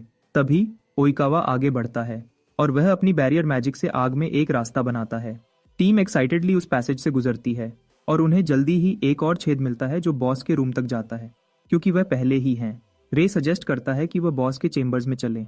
अंदर ही अंदर ओइकावा देखने का इंतजार कर रहा है कि रे क्या कर सकता है, क्योंकि वह जानना चाहता है कि क्या वह एक धोखेबाज है या असली चीज। जैसे ही वह रूम में कदम रखते हैं, रे शिकायत करता है कि कितनी गर्मी है, जो ऑब्वियसली उस फो की पावर को दर्शाती है जिससे वह लड़ने वाले हैं। बॉस आखिरकार बाहर आता है और वह एक लेवल 68 फ्लेम गाम निकला। सिर्फ बॉस का दिखना ही रे की रीढ़ की हड्डी में सरसराहट पैदा कर देता है। रे घबरा जाता है जब मॉन्स्टर उनकी तरफ चलता है और वह टीम को माना बैरियर लगाने के लिए कहता है, लेकिन ओइकावा उसे कहता है कि इसकी कोई जरूरत नहीं है। मॉन्स्टर उन पर अपनी फ्लेम ब्रेथ छोड़ता है, लेकिन ओइकावा उसे अपनी बैरियर मैजिक का इस्तेमाल करके आसानी से ब्लॉक कर देता है। इससे आखिरकार रे का दिमाग घूम जाता है और ओइकावा रे को कहता है कि वह डिफेंस हैंडल करेगा जबकि वह ऑफेंस हैंडल करे। रे ऑर्डर को मानता है, लेकिन वह सोचने में थोड़ा समय लेता है कि क्या करे। वह समझ जाता है कि बैरियर किसी भी समय फेल हो सकती है अगर उसे ज्यादा हिट लगी तो। रे अपनी अबिस फ्लेम इस्तेमाल करने की सोचता है, लेकिन वह तुरंत यह आइडिया छोड़ देता है क्योंकि मॉन्स्टर काफी तेज है और इसके अलावा ये एक बॉस लेवल मॉन्स्टर है, क्योंकि अबिस फ्लेम के लिए माना का इस्तेमाल काफी हाई है। रे समझ जाता है कि उसे मॉन्स्टर को किसी और तरीके से मारना पड़ेगा। रे फिर चार्ज को लीड करता है जबकि यूरी और आया को अटैक करने के लिए एक गैप ढूंढने के लिए कहता है। जैसे ही वह मॉन्स्टर के करीब आता है, रे अपनी बॉडी एनहांसमेंट एक्टिवेट करता है और उसकी तरफ उछलता है। रे मॉन्स्टर को यह सोचने पर धोखा देता है कि वह उस पर सीधे टक्कर देने वाला है, लेकिन रे उसके पीछे से निकल जाता है। इससे पहले कि एक क्रिटिकल हिट लगाए, यूरी और आया भी पीछे से सपोर्ट करते हैं। जब वह बॉस मॉन्स्टर पर अपने लॉन्ग रेंज अटैक्स लॉन्च करते हैं, कंबाइंड अटैक के बावजूद भी मॉन्स्टर मोबाइल रहता है और ये रे के डर को कंफर्म करता है कि मॉन्स्टर काफी स्ट्रांग है। रे समझ जाता है कि अगर लड़ाई उम्मीद से ज्यादा चली तो वह डिसएडवांटेज पर होंगे। रे पहले ही तेज गर्मी से पसीने में डूबा हुआ है और उसे एहसास होता है कि मॉन्स्टर को जल्दी हराना सबसे जरूरी है। इसी बीच ओइकावा पीछे से देख रहा है, इंतजार कर रहा है कि रे क्या करेगा। क्योंकि वह खुद को ऐसी मुश्किल सिचुएशन में पा रहा है। तभी रे यूरी और आया को कहता है कि वह अपने अटैक्स को मॉन्स्टर के पैरों की तरफ डायरेक्ट करें उसके बॉडी की जगह। यूरी और आया खुशी खुशी उसका प्लान एक्सेप्ट करते हैं और वह तुरंत अपने अटैक्स मॉन्स्टर के पैरों पर भेजते हैं। आया यहाँ तक कि एक कदम आगे बढ़ती है, मॉन्स्टर को स्टोन बुलेट नाम की स्किल से हिट करती है। इससे मॉन्स्टर इधर उधर कूदना शुरू कर देता है, लेकिन रे समझ जाता है कि वह कितना भी अजाइल हो, हवा में अटैक्स को डॉज नहीं कर पाएगा। रे मॉन्स्टर की तरफ उछलता है और जैसे ही वह मॉन्स्टर तक पहुंचने वाला होता है, वह अपनी ब्लेड को आइस से ढक लेता है, ओइकावा को हैरत में छोड़ते हुए। मॉन्स्टर हवा में फ्रीली मूव करने में असमर्थ है। रे एक क्रिटिकल हिट लगाता है जो उसे जमीन पर पटक देता है, पूरी तरह से उसे हराते हुए। लड़कियां रे की तरफ दौड़ती हैं जैसा कि आमतौर पर करती हैं उसे कंग्रेचुलेट करने के लिए, लेकिन वह उन्हें कहता है कि ये सब उनकी वजह से है। ओइकावा उस टीम वर्क से इम्प्रेस्ड है जो उसने अभी देखी और वह कंक्लूड करता है कि रे बिल्कुल वैसा ही है जैसा रिपोर्ट में कहा गया था। लेकिन ओइकावा देख सकता है कि रे अभी भी अपनी असली पावर छुपा रहा है। तभी रे सजेस्ट करता है कि वह अपने रिपोर्ट्स बनाने के लिए एसोसिएशन वापस चले, लेकिन ओइकावा उसे रुकने के लिए कहता है। ओइकावा स्क्वायर बॉक्स निकालता है और रे को कहता है कि वह उसे टेस्ट करना चाहेगा। ओइकावा रे को कहता है कि बॉक्स को मॉन्स्टर्स को कैप्चर करने के लिए इस्तेमाल किया जा सकता है, लेकिन उसी समय इससे ट्रेनिंग के मेथड के रूप में भी इस्तेमाल किया जा सकता है। ओइकावा फिर साफ साफ रे को कहता है कि वह उसकी असली पावर देखना चाहता है। इस वजह से ओइकावा चाहता है कि रे बॉक्स के अंदर सील्ड मॉन्स्टर्स को हराए। वह उसे यकीन दिलाता है कि अगर चीजें डेंजरस होने लगती हैं तो वह मॉन्स्टर्स को रीसील कर देगा, लेकिन यह उस पर डिपेंड करेगा कि वह उसे करने के लिए कहता है या नहीं। रे आखिरकार रियलाइज करता है कि ओइकावा उनके पीछे क्यों आया था, और भले ही उसे उसके असली मोटिव्स अभी तक नहीं पता, रे ज्यादा एक्सपीरियंस हासिल करने का मौका हाथ से जाने नहीं दे सकता। रे फिर ओइकावा की रिक्वेस्ट एक्सेप्ट करता है और ओइकावा स्क्वायर बॉक्स अनसील करता है। तभी बॉक्स से एक खौफनाक ब्लैक शैडो दिखता है। लगता है बॉक्स में रहने वाला मॉन्स्टर वैसा है जो अपने ओपोनेंट के डर के हिसाब से अपना अपीयरेंस बदलता है। ओइकावा एक्साइटेड है ये देखने के लिए कि वह किस तरह का अपीयरेंस देखेगा, और जैसा एक्सपेक्ट किया था, रे का सबसे बड़ा डर, क्रोनोस हल्के से बॉक्स से बाहर निकलता है। ओइकावा ये देखकर शॉक्ड है क्योंकि ये पहली बार है जब वह ऐसा मॉन्स्टर देखेगा। जबकि ओइकावा पूरे नए एक्सपीरियंस को लेकर एक्साइटेड है, रे घबरा रहा है। यूरी और आया सोचती हैं कि ब्लैक शैडो अचानक ह्यूमनॉइड रूप में क्यों बदल गया, और चीजों को देखते हुए वह साफ देख सकती हैं कि यह नॉर्मल मॉन्स्टर नहीं है। उसी समय ओइकावा सोचता है कि वह किस तरह के मॉन्स्टर को घूर रहा है, और क्या रे ने उस मॉन्स्टर से पास्ट में लड़ाई की थी। रे दूसरी तरफ सरप्राइज्ड है कि भले ही वह असल क्रोनोस का सामना नहीं कर रहा, उसे अभी भी उससे निकलने वाला जबरदस्त ऑरा महसूस हो रहा है। रे फिर अपने डर को एक तरफ रखता है और मॉन्स्टर के पीछे पड़ता है पहला शॉट लगाने के इरादे से, लेकिन क्रोनोस अपनी लंबी लाल तलवार निकालता है और अटैक को ब्लॉक करता है। भले ही उसका अटैक पैरिड हो गया, रे इंटिमिडेटेड महसूस नहीं करता और यह उसे मोटिवेट करता है। क्रोनोस काउंटर स्ट्राइक लगाने से पहले वह डॉज करने के लिए पीछे कूदता है। अचानक वह नोटिस करता है कि क्रोनोस की आंखें कलर्स बदल रही हैं। आखिरी सेकंड में रे रास्ते से हट जाता है और कहीं से एक डेवस्टेटिंग शॉकवेव अटैक उसके पीछे लगता है। इससे लड़ाई देखने वाले ट्रियो शॉक्ड हैं क्योंकि उन्हें यह भी नहीं पता था कि क्रोनोस ने कब अटैक शुरू किया। भले ही यह एक इनविजिबल अटैक है, ओइकावा इस बात से इम्प्रेस्ड है कि रे उसे डॉज कर पाया। उन्हें नहीं पता रे इसे सिर्फ इसलिए डॉज कर पाया क्योंकि उसने रिग्रेशन से पहले क्रोनोस का सामना किया था। रे फिर एक आइस स्पीयर बनाता है और वह क्रोनोस की तरफ लपकता है, लेकिन जैसे ही वह करीब आता है, वह क्रोनोस को उस पर मुस्कुराते हुए देखता है। इससे वह डिस्ट्रैक्ट हो जाता है, क्रोनोस को उसे दूर तक पंच करने का मौका देते हुए। आया डर से चिल्लाती है, मानती है कि रे गया, लेकिन खुशकिस्मती से वह हिट को टैंक कर पाता है। रे चिंतित होने लगता है क्योंकि उसने क्रोनोस से इतनी आसानी से अटैक नलिफाई करने की एक्सपेक्ट नहीं की थी। आया फिर ओइकावा को कहती है कि पूरी चीज डेंजरस हो रही है और वह सहमत है।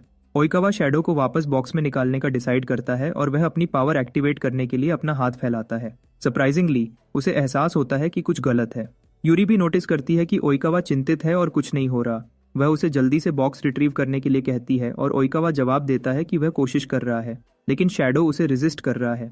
यही वह समय है जब उन्हें एहसास होता है कि उनकी पावर से परे कुछ बाहर निकल गया है। यहाँ तक कि ओइकावा भी शॉक्ड है क्योंकि बॉक्स ने पहले कभी ऐसा नहीं किया, क्योंकि मॉन्स्टर कंट्रोल से बाहर हो गया है। यूरी और आया बीच में आने का डिसाइड करते हैं। वह मॉन्स्टर की तरफ लपकते हैं इससे पहले कि रे उन्हें रोक सके। दोनों एक ही समय पर अपने अटैक्स छोड़ते हैं, लेकिन क्रोनोस उन्हें आसानी से डिफ्लेक्ट करता है और एक पावरफुल काउंटर अटैक से उन्हें उड़ा देता है। दोनों जमीन पर गिरते हैं, एक जबरदस्त धमाका छोड़ते हुए। रे डर से देखता है जब वह यह देखने की कोशिश करता है कि क्या दोनों अभी भी जिंदा हैं। ओइकावा फिर चीजें जिस तरह से हुई हैं उसके लिए माफी मांगता है। वह रे को कहता है कि वह सब कुछ ठीक कर देगा और वह क्रोनोस को रोकने के लिए अपनी बैरियर मैजिक एक्टिवेट करता है। ओइकावा का कॉन्फिडेंस जल्दी ही टूट जाता है जब क्रोनोस एक शैतानी मुस्कान देता है। इससे पहले कि उसके बॉडी पर लगा रिस्ट्रिक्शन तोड़ दे। रे और ओइकावा को डर घेर लेता है क्योंकि उन्होंने क्रोनोस से ओइकावा के बैरियर मैजिक से छूटने की एक्सपेक्ट नहीं की थी। ओइकावा मानता है कि वह मुश्किल में है और अगर ध्यान नहीं दिया गया तो वह बस खत्म हो जाएंगे। रे फिर सिचुएशन को असेस करने में थोड़ा समय लेता है और वह समझ जाता है कि फेक क्रोनोस किसी अजीब स्किल का इस्तेमाल कर रहा है। वह फिर समझ जाता है कि मॉन्स्टर उसकी मेमोरी से क्रोनोस का अपीयरेंस और स्किल्स रिक्रिएट कर रहा है। पूरी चीज का सोल्यूशन तुरंत उसके दिमाग में आता है और वह ओइकावा को पीछे हटने के लिए कहता है। रे को याद आता है कि उसकी पास्ट लाइफ में वह क्रोनोस से भाग रहा था, लेकिन जिस तरह से चीजें हैं वह तब तक फंसा रहेगा जब तक वह कोई मूव नहीं करता। रे फिर मॉन्स्टर की तरफ एक बड़ा उछलता है क्योंकि उसने समझ लिया है कि मॉन्स्टर ने अजीब स्किल की वजह से अपना अपीयरेंस बदल दिया। जैसे ही वह मॉन्स्टर के करीब आता है, मॉन्स्टर अपनी तलवार रे पर जोर से घुमाता है, लेकिन वह डॉज करता है। रे को फिर मॉन्स्टर को छूने के लिए डिस्टेंस क्लोज करने का मौका मिलता है। एक बार जब वह करता है, वह स्किल ड्रेन एक्टिवेट करता है, एक बड़ा एनर्जी ब्लास्ट छोड़ते हुए। लेकिन रे का प्लान काम करता है और मॉन्स्टर धूल में मिल जाता है, उसकी हार का संकेत देते हुए। ओइकावा शॉक में रह जाता है जब उसके चेहरे से पसीना बहता है। चेहरे से खुद से पूछता है कि उसने अभी रे को कौन सी स्किल इस्तेमाल करते देखा। यही वह समय है जब वह आखिरकार सवाल करना शुरू करता है कि रे असल में है कौन। 3 दिन बाद यूरी और ओइकावा एक अजीब बिल्डिंग में मिलते हैं और जैसे ही वह हॉलवे में चलते हैं, वह पिछले कुछ दिनों की घटनाओं के बारे में बात करते हैं। यूरी ओइकावा को कहती है कि उसे खुश होना चाहिए कि रे ने उसे जो हुआ उसके लिए माफ भी कर दिया। ओइकावा यूरी से सहमत है, लेकिन वह यूरी को बताता है कि रे उसकी रिपोर्ट से भी कहीं ज्यादा अमेजिंग है। वह जल्दी ही एक बड़े दरवाजे पर पहुंचते हैं और बड़े रूम के अंदर ब्लू किंग होजो इत्सुकी बैठा है। दोनों उसके सामने झुककर अपना सम्मान देते हैं और वह उन्हें फ्री रहने के लिए कहता है। लगता है होजो कुछ समय से दूर था, दूसरे देशों में डंजन्स एक्सप्लोर कर रहा था। ओइकावा सरप्राइज्ड है कि होजो इतने सारे नए दुश्मनों से टक्कर ले रहा है, कई टास्क्स, और होजो उसे बताता है कि एसोसिएशन के हायर अप्स हमेशा डिमांडिंग होते हैं और उसके पास कोई चॉइस नहीं है क्योंकि किसी को तो करना ही होगा। यूरी फिर बात करती है कि होजो को भी क्यों बुलाया गया था, जिसका मतलब है कि वह जिस डंजन में गया था वह इकेबुकुरो डंजन जितना ही खतरनाक है। यूरी इम्प्रेस्ड है कि होजो को उस तरह के डंजन को 10 अलग अलग जगहों पर टैकल करना पड़ा, जो दिखाता है कि वह कितना पावरफुल है। होजो फिर सजेस्ट करता है कि वह दिन के मेन बिजनेस पर चले। वह उन दोनों को कहता है कि वह रे के बारे में और सुनना चाहेगा। दोनों इस पर सहमत हैं और कुछ देर बाद उन्होंने रे के बारे में सब कुछ बता दिया है जो वह बता सकते थे। होजो इम्प्रेस्ड है और ओइकावा उसे सहमत है। कहता है कि रे काफी पावरफुल है और चीजों को देखते हुए वह शायद उससे भी ज्यादा स्ट्रांग हो, जो एक एस रैंक मेज है। होजो शॉक्ड है कि रे के पास न सिर्फ एक्सीलेंट कॉम्बैट स्किल्स हैं, बल्कि उसके पास एक स्किल भी है जो उसे दूसरों की स्किल्स चुराने देती है। होजो और ओइकावा को नहीं पता यूरी के पास अभी भी और कहने को है, लेकिन वह इसे अंदर रख रही है क्योंकि वह शायद उनका दिमाग घुमा देगी। होजो मानता है कि जो कुछ भी उसने सुना है, रे उसकी इंटरेस्ट बढ़ाता है और इससे पहले कि वह जाए उसने उनसे एक फेवर मांगा। बाद में रे और आया एसोसिएशन बिल्डिंग में रिसेप्शन से गुजरते हुए घूम रहे हैं। जब हिनाटा रे का नाम पागलपन से बुलाती है, रे दौड़कर आता है, उसे पूछता है कि क्या इशू है। हिनाटा उदास लगती है जब वह रे को कहती है कि उसे नहीं पता रे ने ऐसा क्या किया होगा कि उसे वह सुनना पड़ेगा जो वह बताने वाली है। रे फिर उसे पूछता है कि क्या प्रॉब्लम है और हिनाटा उसे बताती है कि उसे ब्लू किंग ने बुलाया है क्योंकि वह रे से पर्सनली मिलना चाहता है। इसके थोड़ी देर बाद रे होजो के पैलेस जाता है उसे मिलने। रे हैरान हो जाता है जिस पल वह होजो को देखता है। उसकी नजरें होजो ब्लू किंग पर जाकर रुकती हैं। उसकी पास्ट लाइफ में होजो दूसरे किंग्स में से ट्रू कलर किंग के नाम से जाना जाता था। लगता है रे भी होजो को बहुत पसंद करता था क्योंकि वह स्ट्रांग था और फिर उसने कमजोरों को बचाने का यकीन दिलाया। रे हमेशा उसके शब्दों की तरफ खिंचा चला आता था। यही वजह है कि उसने उस जैसा एक महान इंसान बनने का एम किया। लेकिन तब कुछ बहुत बुरा हुआ था क्योंकि होजो एक डंजन कोलैप्स के तूफान में फंस गया था और लड़ाई में मारा गया था। ये बेसिकली इसलिए हुआ क्योंकि उसने इवैक्यूएशन के दौरान सिविलियंस को बचाने के लिए खुद को एक शील्ड के रूप में सैक्रिफाइस कर दिया था। बदले में वह एक हीरो बन गया जिसने कई जिंदगियां बचाने के लिए अपनी जान दे दी। लेकिन अब करंट टाइमलाइन में रे सोचता है कि होजो उसे क्या चाहता होगा। रे अभी भी अपना दिमाग खपा रहा है इसके बारे में। जब यूरी रूम में दिखती है, उसे शॉक्ड करती है क्योंकि ओइकावा भी रूम में है। होजो फिर रे को कहता है कि वह उसे सब कुछ एक्सप्लेन करेगा। वह रिवील करता है कि ओइकावा और यूरी स्काउट्स हैं जो दुनिया भर से टैलेंटेड लोगों को स्काउट करने के लिए जिम्मेदार हैं। बेसिकली वह apostles of the Holi staff के मेंबर्स हैं। रे शॉक्ड है जब वह यह नाम सुनता है क्योंकि उसने यह नाम पहले सुना है। आया फिर उसे कहती है कि यह ब्लू किंग के डायरेक्ट कमांड में एक एलीट ग्रुप है। होजो फिर कन्फेस करता है, रिवील करता है कि उसने ही रे को डंजन कॉन्कर करने की रिक्वेस्ट की थी। इसके अलावा उसने ही ओइकावा को उसके पीछे भेजा था। रे को आखिरकार एहसास होता है कि वह उसकी असली ताकत देखना चाहते थे। यही वजह थी कि उन्होंने उसे मॉन्स्टर से लड़ने के लिए कहा।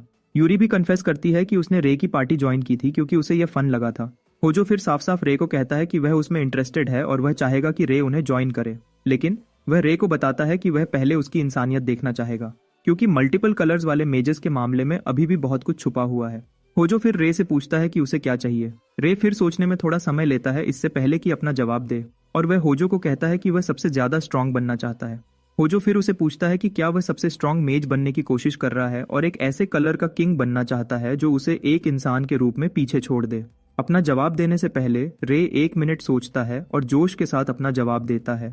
होजो को कहता है कि वह उससे ज्यादा स्ट्रांग बनना चाहेगा।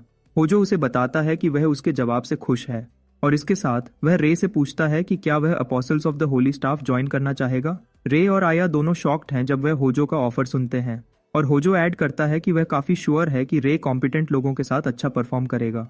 ऑफर एक्सेप्ट करने के बाद ओइकावा रे को कहता है कि उसके पीछे आए, और इसके थोड़ी देर बाद वह एक ऐसे रूम में पहुंचते हैं जो होजो के कमांड में एलीट मेजेस से भरा है। Apostles of the Holi staff members में से एक कुराहाशी पहले बोलता है। रे के अभी भी यंग होने पर अपनी डिसअपॉइंटमेंट मेंशन करता है। रूम में दूसरों को उसे याद दिलाना पड़ता है कि वह रे की ही उम्र का है, और जब वह एक्साइटेड होता है तो ऐसा ही बिहेव करता है। ओइकावा फिर रे को अपनी जगह लेने के लिए कहता है ताकि वह होजो की रिक्वेस्ट सबको एक्सप्लेन कर सके।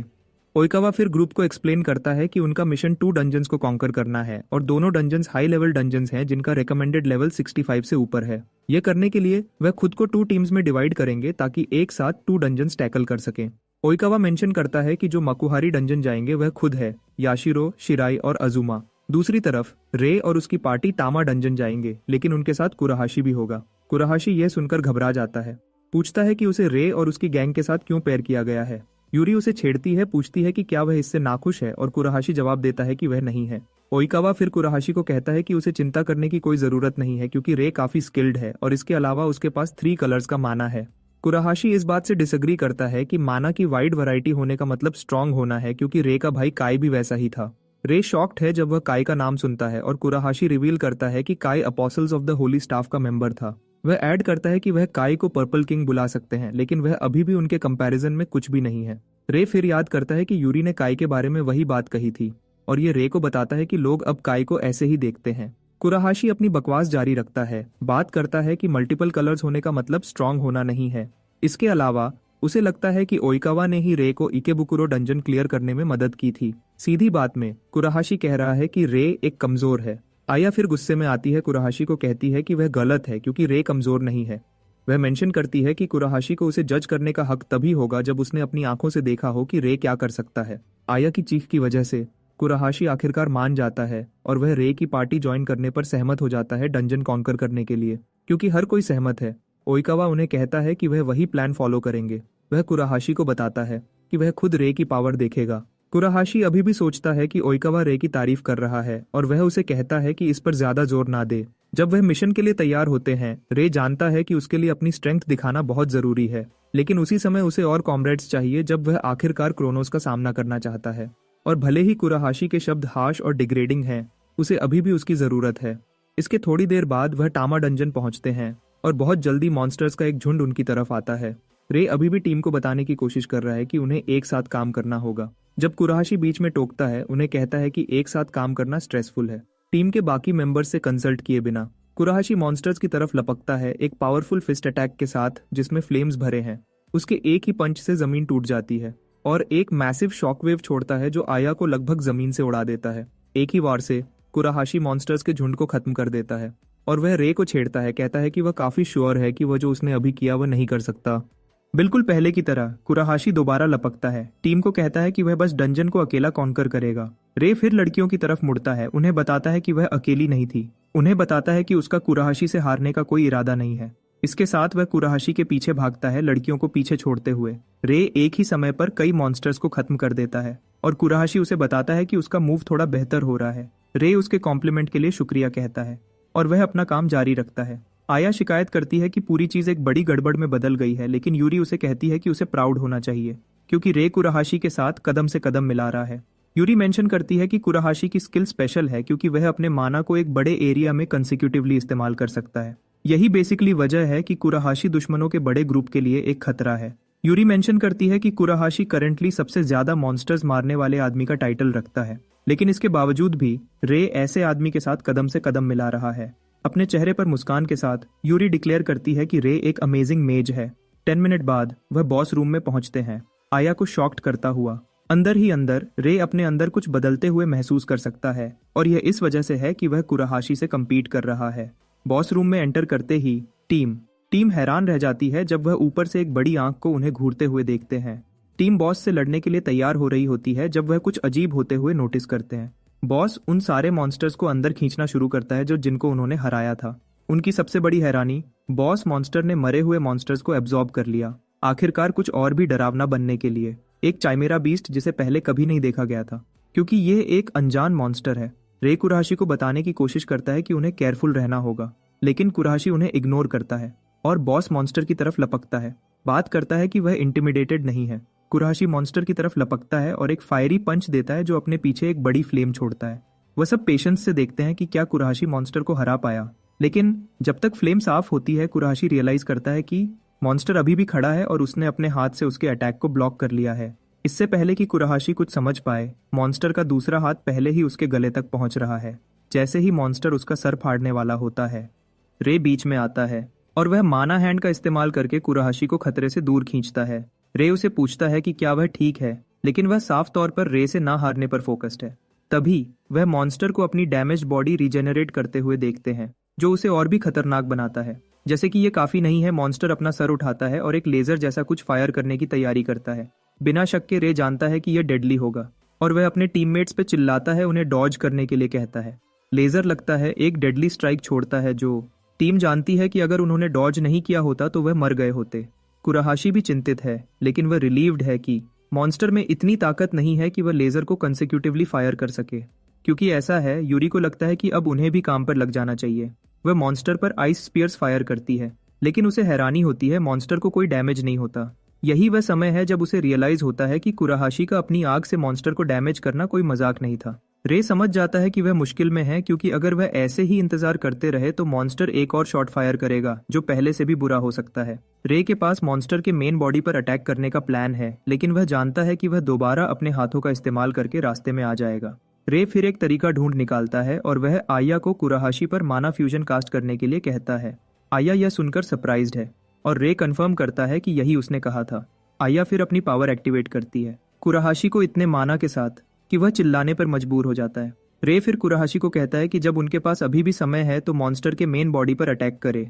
कुराहाशी जैसा कहा गया वैसा करता है और वह मॉन्स्टर की तरफ लपकता है, उसके बॉडी पर एक पावरफुल ब्लास्ट देता है।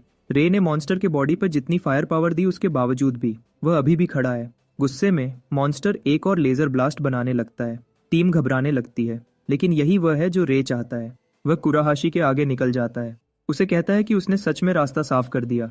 रे मॉन्स्टर के करीब पहुंच जाता है इससे पहले कि उसे अपना लेजर छोड़ने का मौका मिले और रे अपनी पावरफुल ब्लैक फ्लेम बनाता है। जैसे ही मॉन्स्टर अपना लेजर फायर करता है, रे ब्लैक फ्लेम रिलीज करता है, आखिरकार लेजर को ओवर पावर करता है और डैमेज बीस्ट को वापस कर देता है। रे की जबरदस्त पावर मॉन्स्टर को खत्म करने के लिए काफी है, कुराहाशी को सरप्राइज छोड़ते हुए। वह जानता है कि वह अपनी स्किल से मॉन्स्टर को डिस्ट्रॉय भी नहीं कर पाया था और वह रे की ऐसे सिचुएशन में ब्रेक थ्रू करने की डिसाइसिवनेस से भी इम्प्रेस्ड है। आखिरकार कुराहाशी को मानना पड़ता है कि रे असल चीज है। बाद में पब्लिक रे की लेटेस्ट विन के बारे में सुनती है और हर कोई इस बात से हैरान है कि रे इनक्रेडिबल फीट्स दिखा रहा है। बदकिस्मती से काय गुजर रहा होता है जब एक लड़का उसे बात करता है, उसे नीचा दिखाते हुए, क्योंकि रे अब क्रीम ऑफ द क्रॉप है। जब रे और उसकी पार्टी अपोसल्स की बिल्डिंग वापस लौटती है, होजो उनकी तारीफ करता है अच्छा काम करने के लिए।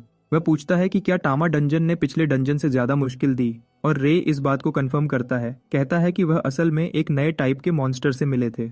ओइकावा फिर कुराहाशी से पूछता है कि रे को लड़ते हुए देखने के बाद वह उसके बारे में क्या सोचता है। कुराहाशी ना चाहते हुए जवाब देता है कि रे बुरा नहीं है, और वह ऐड करता है कि रे के पास अच्छी स्ट्रैटेजी भी है। टीम मेंबर्स में से एक कुराहाशी को डांटता है रे को नीचा दिखाने के लिए, और वह क्या कर सकता है ये देखने के बाद भी वह अभी भी ये मानने से झिझक रहा है कि वह इंप्रेसिव है। कुराहाशी लड़की पर चिल्लाता है कि अपना मुंह बंद करे, इससे पहले कि रे की तरफ मुड़कर उसे बुरे नाम से बुलाने के लिए माफी मांगे। इसके साथ कुराहाशी मानता है कि रे स्ट्रांग है। रे मुस्कुराता है जब वह यह सुनता है और वह कुराहाशी को कहता है कि वह भी खुश है कि उसने उसकी मदद की, तो उसे असल में उसे माफी मांगने की जरूरत नहीं है। कुराहाशी अपनी एक्साइटमेंट छुपाने की बहुत कोशिश करता है और वह उसे कुछ बुलशिट से ढक लेता है, लेकिन हर कोई उसकी बकवास समझ सकता है। होजो खुश है कि कुराहाशी ने रे को अप्रूव कर दिया है, क्योंकि अब उसके बारे में कोई शिकायत करने वाला नहीं होगा। होजो फिर अपना हाथ बढ़ाता है रे को अपोसल्स का बैज देने के लिए, जिसका मतलब है कि वह अब टीम का एक बोनाफाइड मेंबर है। होजो उसे बताता है कि वह अपनी पार्टी के साथ काम करना जारी रखने के लिए फ्री है, लेकिन वह रे को अर्जेस करता है कि उनके लिए भी हमेशा समय निकाले। दोनों फिर डील पर हाथ मिलाते हैं। इसी बीच आया पूरी तरह से हैरान है, क्योंकि भले ही वह जानती है कि रे इम्प्रेसिव है, सबसे स्ट्रॉन्ग मेजर्स में से एक द्वारा पहचाना जाना एक बिल्कुल नया स्टैंडर्ड है। कुराहाशी एक बड़े भाई जैसा बिहेव करने की कोशिश करता है। रे को कहता है कि वह उसे अपने विंग के नीचे रखेगा, लेकिन यूरी उसके लिए दोबारा सब कुछ बर्बाद करने के लिए वहां है। कहती है कि वही है जिसे लेसन की जरूरत है। कुराहाशी फ्रस्ट्रेशन में चिल्लाता है, यूरी को अपना मुंह बंद करने के लिए कहता है। दूसरी तरफ होजो खुश है कि उसने कुराहाशी को रे की टीम में रखा, क्योंकि इससे उन्हें अच्छा बॉन्ड बनाने में मदद मिली है। ओइकावा यह भी जानता है कि कुराहाशी रे की रिक्रूटमेंट के खिलाफ होता अगर उसने खुद नहीं देखा होता कि वह क्या कर सकता है। ओइकावा होजो की सोच से इम्प्रेस्ड है कि वह कितना स्मार्ट है। एक बार जब हर कोई रे के इंडक्शन के साथ अग्री कर लेता है, होजो बोलता है, कहता है कि उसके पास एक सजेशन है। रे को सरप्राइज करने के लिए होजो उसे ब्रेक लेने के लिए कहता है, ब्लैक किंग का टाइटल। इसी बीच काय और उसकी पार्टी को एक डंजन में मॉन्स्टर्स से लड़ते हुए देखा जाता है, और काय खुद जैसा नहीं लग रहा। टीम मेंबर्स में से एक उसे ओवरलॉक स्किल इस्तेमाल करने के लिए कहता है, पूरी तरह से भूलते हुए कि काय अब उसे इस्तेमाल नहीं कर सकता। कुछ देर स्ट्रगल करने के बाद पार्टी मॉन्स्टर्स को क्लियर कर पाती है। काय के पार्टी मेंबर्स अस्यूम करते हैं कि वह आराम करेंगे, लेकिन काय उन्हें शॉक्ड करता है। उन्हें कहता है कि उन्हें और गहरे जाना होगा। उसके पार्टी मेंबर्स उसे याद दिलाते हैं कि वह 5 दिनों से लगातार डंजन में है और बेहतर होगा अगर वह रुक जाए। काय बस लड़के को अपना मुंह बंद करने और उसके पीछे आने के लिए कहता है। लड़का फिर डाउट करने लगता है कि क्या उनके लिए काय को फॉलो करना ठीक है, लेकिन टीम में दूसरा लड़का उसे डांटता है, कहता है कि उन्हें काय को सपोर्ट करना होगा, क्योंकि यही वह समय है जब उसे उनके सपोर्ट की सबसे ज्यादा जरूरत है। अंदर ही अंदर काय सोच रहा है कि वह डंजन को तेज कैसे कॉन्कर करेगा। वह फ्रस्ट्रेटेड लगता है और अपने भाई के साथ पूरी सागा मदद नहीं कर रही। असल में एक रिपोर्टर काय के पास आया सिर्फ उसे उसके भाई के बारे में पूछने के लिए। उन्होंने मेंशन किया कि होजो ने रे को रिकॉग्नाइज कर लिया था, और यह सुनकर उसका गुस्सा और बढ़ जाता है। इस वजह से काय अपनी फॉर्मर टीम को दिखाने के लिए डेस्परेट है कि वह सबसे स्ट्रांग है। कहीं और क्रोनोस एक्साइटेड है कि उसने एक सही इंसान ढूंढ लिया है जिसे वह पॉन के रूप में इस्तेमाल कर सके। एक तेज रेवलेशन में पूरी दुनिया बदल गई जब डंजन्स दिखाई दिए, और यह एक ऐसा युग बन गया जहां स्ट्रांग मेजर्स ने सोशल स्टेटस हासिल किया। मेजर्स सुपरस्टार बन गए जिन्होंने बड़े डील्स साइन करना शुरू कर दिया। एक मेज होना पहले ही रेयर था, लेकिन ड्यूअल कलर्ड मेज होना और भी रेयर था, और काय उनमें से एक निकला। इससे तुरंत काय का स्टेटस अपग्रेड हो गया और वह टॉक ऑफ द टाउन बन गया। हर कोई जिसने काय से दूरियां बना ली थीं, उसके पीछे भागने लगा। यहाँ तक कि प्राउड अपोसल्स ने भी काय को टीम के सबसे यंगेस्ट मेंबर के रूप में ज्वाइन करने की परमिशन दे दी, लेकिन टीम ने सपोजिडली उसके साथ रूडली बिहेव किया और उसने ग्रुप छोड़ दिया क्योंकि उन्होंने उसकी एबिलिटीज को रिकॉग्नाइज नहीं किया। सरप्राइजिंगली रे ही था जिसने उसके साथ अलग तरीके से बिहेव नहीं किया। भले ही रे के पास कोई टैलेंट नहीं था, काय देख सकता था कि रे हमेशा उसे ऐसे घूर रहा था जैसे वह किसी दिन उसे पकड़ लेगा। काय को यह नफरत थी क्योंकि उसे लगता था कि उसे दुनिया ने चुना है, और रे ऐसे बिहेव कर रहा था जैसे वह उसे पकड़ सकता है। इस वजह से काय ने डिसाइड किया कि वह उसे दिखाएगा कि वह एक अलग लेवल पर है। लेकिन चीजें पहले ही अलग लग रही हैं। फिर भी रे को लगता है कि उसके पास अभी भी एक मौका है। काय सड़कों पर चल रहा होता है जब, और कुराहाशी उसके पीछे दिखता है। कुराहाशी उसे याद दिलाता है कि आखिरी बार जब वह मिले थे तब उसे टीम से निकाल दिया गया था। काय यह सुनकर गुस्सा हो जाता है जब वह इस बात को ठीक करने की कोशिश करता है, क्लेम करता है कि उसने छोड़ दिया था और उसे निकाला नहीं गया था। उसे लगता है कि होजो उसके टैलेंट से जेलस था। यही वजह थी कि वह उसके साथ एक बॉस जैसा बिहेव कर रहा था इंस्टेड ऑफ इक्वली ट्रीट करने के। काय फिर मेंशन करता है कि उसने ये भी सुना है कि रे टीम का मेंबर बन गया, और कुराहाशी उसे पूछता है कि क्या उसे इससे कोई प्रॉब्लम है। काय रे के बारे में ट्रैश टॉक करना शुरू करता है, लेकिन कुराहाशी उसे बीच में टोकता है, उसे अपना मुंह बंद करने के लिए कहता है। कुराहाशी सीरियस हो जाता है जब वह काय से बात करता है। उसे कहता है कि वह जो चाहे सोचने के लिए फ्री है, लेकिन यह कंफर्म हो गया है कि रे की एबिलिटी रियल है। वह ऐड करता है कि रे लो प्रोफाइल रख रहा है, इसके बावजूद कि वह एक ड्यूअल कलर्ड मेज है, काय से अलग। काय गुस्से में आता है, कुराहाशी को अपना मुंह बंद करने के लिए कहता है क्योंकि वह पर्पल किंग है, जो एक मेज का सबसे हाईएस्ट टाइटल है। वह कुराहाशी को उसे रे से कंपेयर करना बंद करने के लिए कहता है, लेकिन कुराहाशी बस मुस्कुराता है। काय को कहता है कि वह कुछ नहीं जानता। कुराहाशी उसे कहता है कि रे को अब किंग बनने की रिकमेंडेशन मिल गई है, जो होजो से पर्सनली आई थी। जब काय ये सुनता है, वह शॉक से लगभग बेहोश हो जाता है क्योंकि उसे रियलाइज होता है कि रे बिल्कुल उस जैसा बनने वाला है। कुराहाशी फिर काय को कहता है कि रे ने उन्हें अभी तक अपना जवाब नहीं दिया, और इसके अलावा वह काय को बताता है कि उसका भाई उसकी तरह टाइटल्स के पीछे नहीं भाग रहा। कुराहाशी फिर बात खत्म करता है, काय को कहता है कि रे अब उससे ऊपर है। यही वजह है कि वह एक किंग बनने के लिए सूटेड है। काय घबरा जाता है क्योंकि वह असल में इस बात को मान नहीं सकता कि रे उससे आगे निकलने वाला है। इस वजह से काय खुद को डंजन्स में धकेल रहा है। डंजन में इतनी देर तक लड़ने के बाद उसके कॉमरेड्स ने एडवाइस दी कि वह अगले दिन बॉस से लड़ें, लेकिन काय उन्हें चुप करा देता है, कहता है कि वह सबसे स्ट्रांग है। काय बॉस रूम को धकेल कर खोलता है अपने कॉमरेड्स को यह प्रूव करने के इरादे से कि वह स्ट्रांग है। सरप्राइजिंगली जो उसे डंजन के अंदर मिलता है वह एक लेवल 20 का स्लाइम है और यह काय को डिसअपॉइंटेड करता है। उसके कॉमरेड्स दूसरी तरफ डरे हुए हैं कि चीजें ठीक नहीं है क्योंकि उन्होंने पहले कभी उस टाइप का मॉन्स्टर नहीं देखा था। अपनी ताकत दिखाने की कोशिश में काय डिसाइड करता है कि वह मॉन्स्टर को तुरंत मार देगा। वह ऑरा फार्म्स करता है जब वह स्लाइम पर एक मैजिक ब्लास्ट फेंकता है, लगभग उसे मारते हुए। उसके टीम मेंबर्स उसकी तारीफ करते हैं, उसे कहते हैं कि उसने कर दिखाया, लेकिन उन्होंने अभी ये कहते ही उनके सर गर्दन से बोलिंग पिन्स की तरह उड़ जाते हैं। काय घबराहट में पलटकर अपने मरे हुए टीममेट्स को देखता है। इससे पहले कि वह कुछ समझ पाए, स्लाइम बड़ा हो गया है और उसे ओवर पावर कर लिया है। काय लड़ने की कोशिश करता है लेकिन स्लाइम बहुत स्ट्रांग है और खुद को काय के शरीर के अंदर धकेल देता है। आखिरकार उसके साथ मर्ज हो जाता है। इसी बीच क्रोनोस अपनी जेल में खुश हो रहा है क्योंकि उसे आखिरकार एक नया पॉन मिल गया है।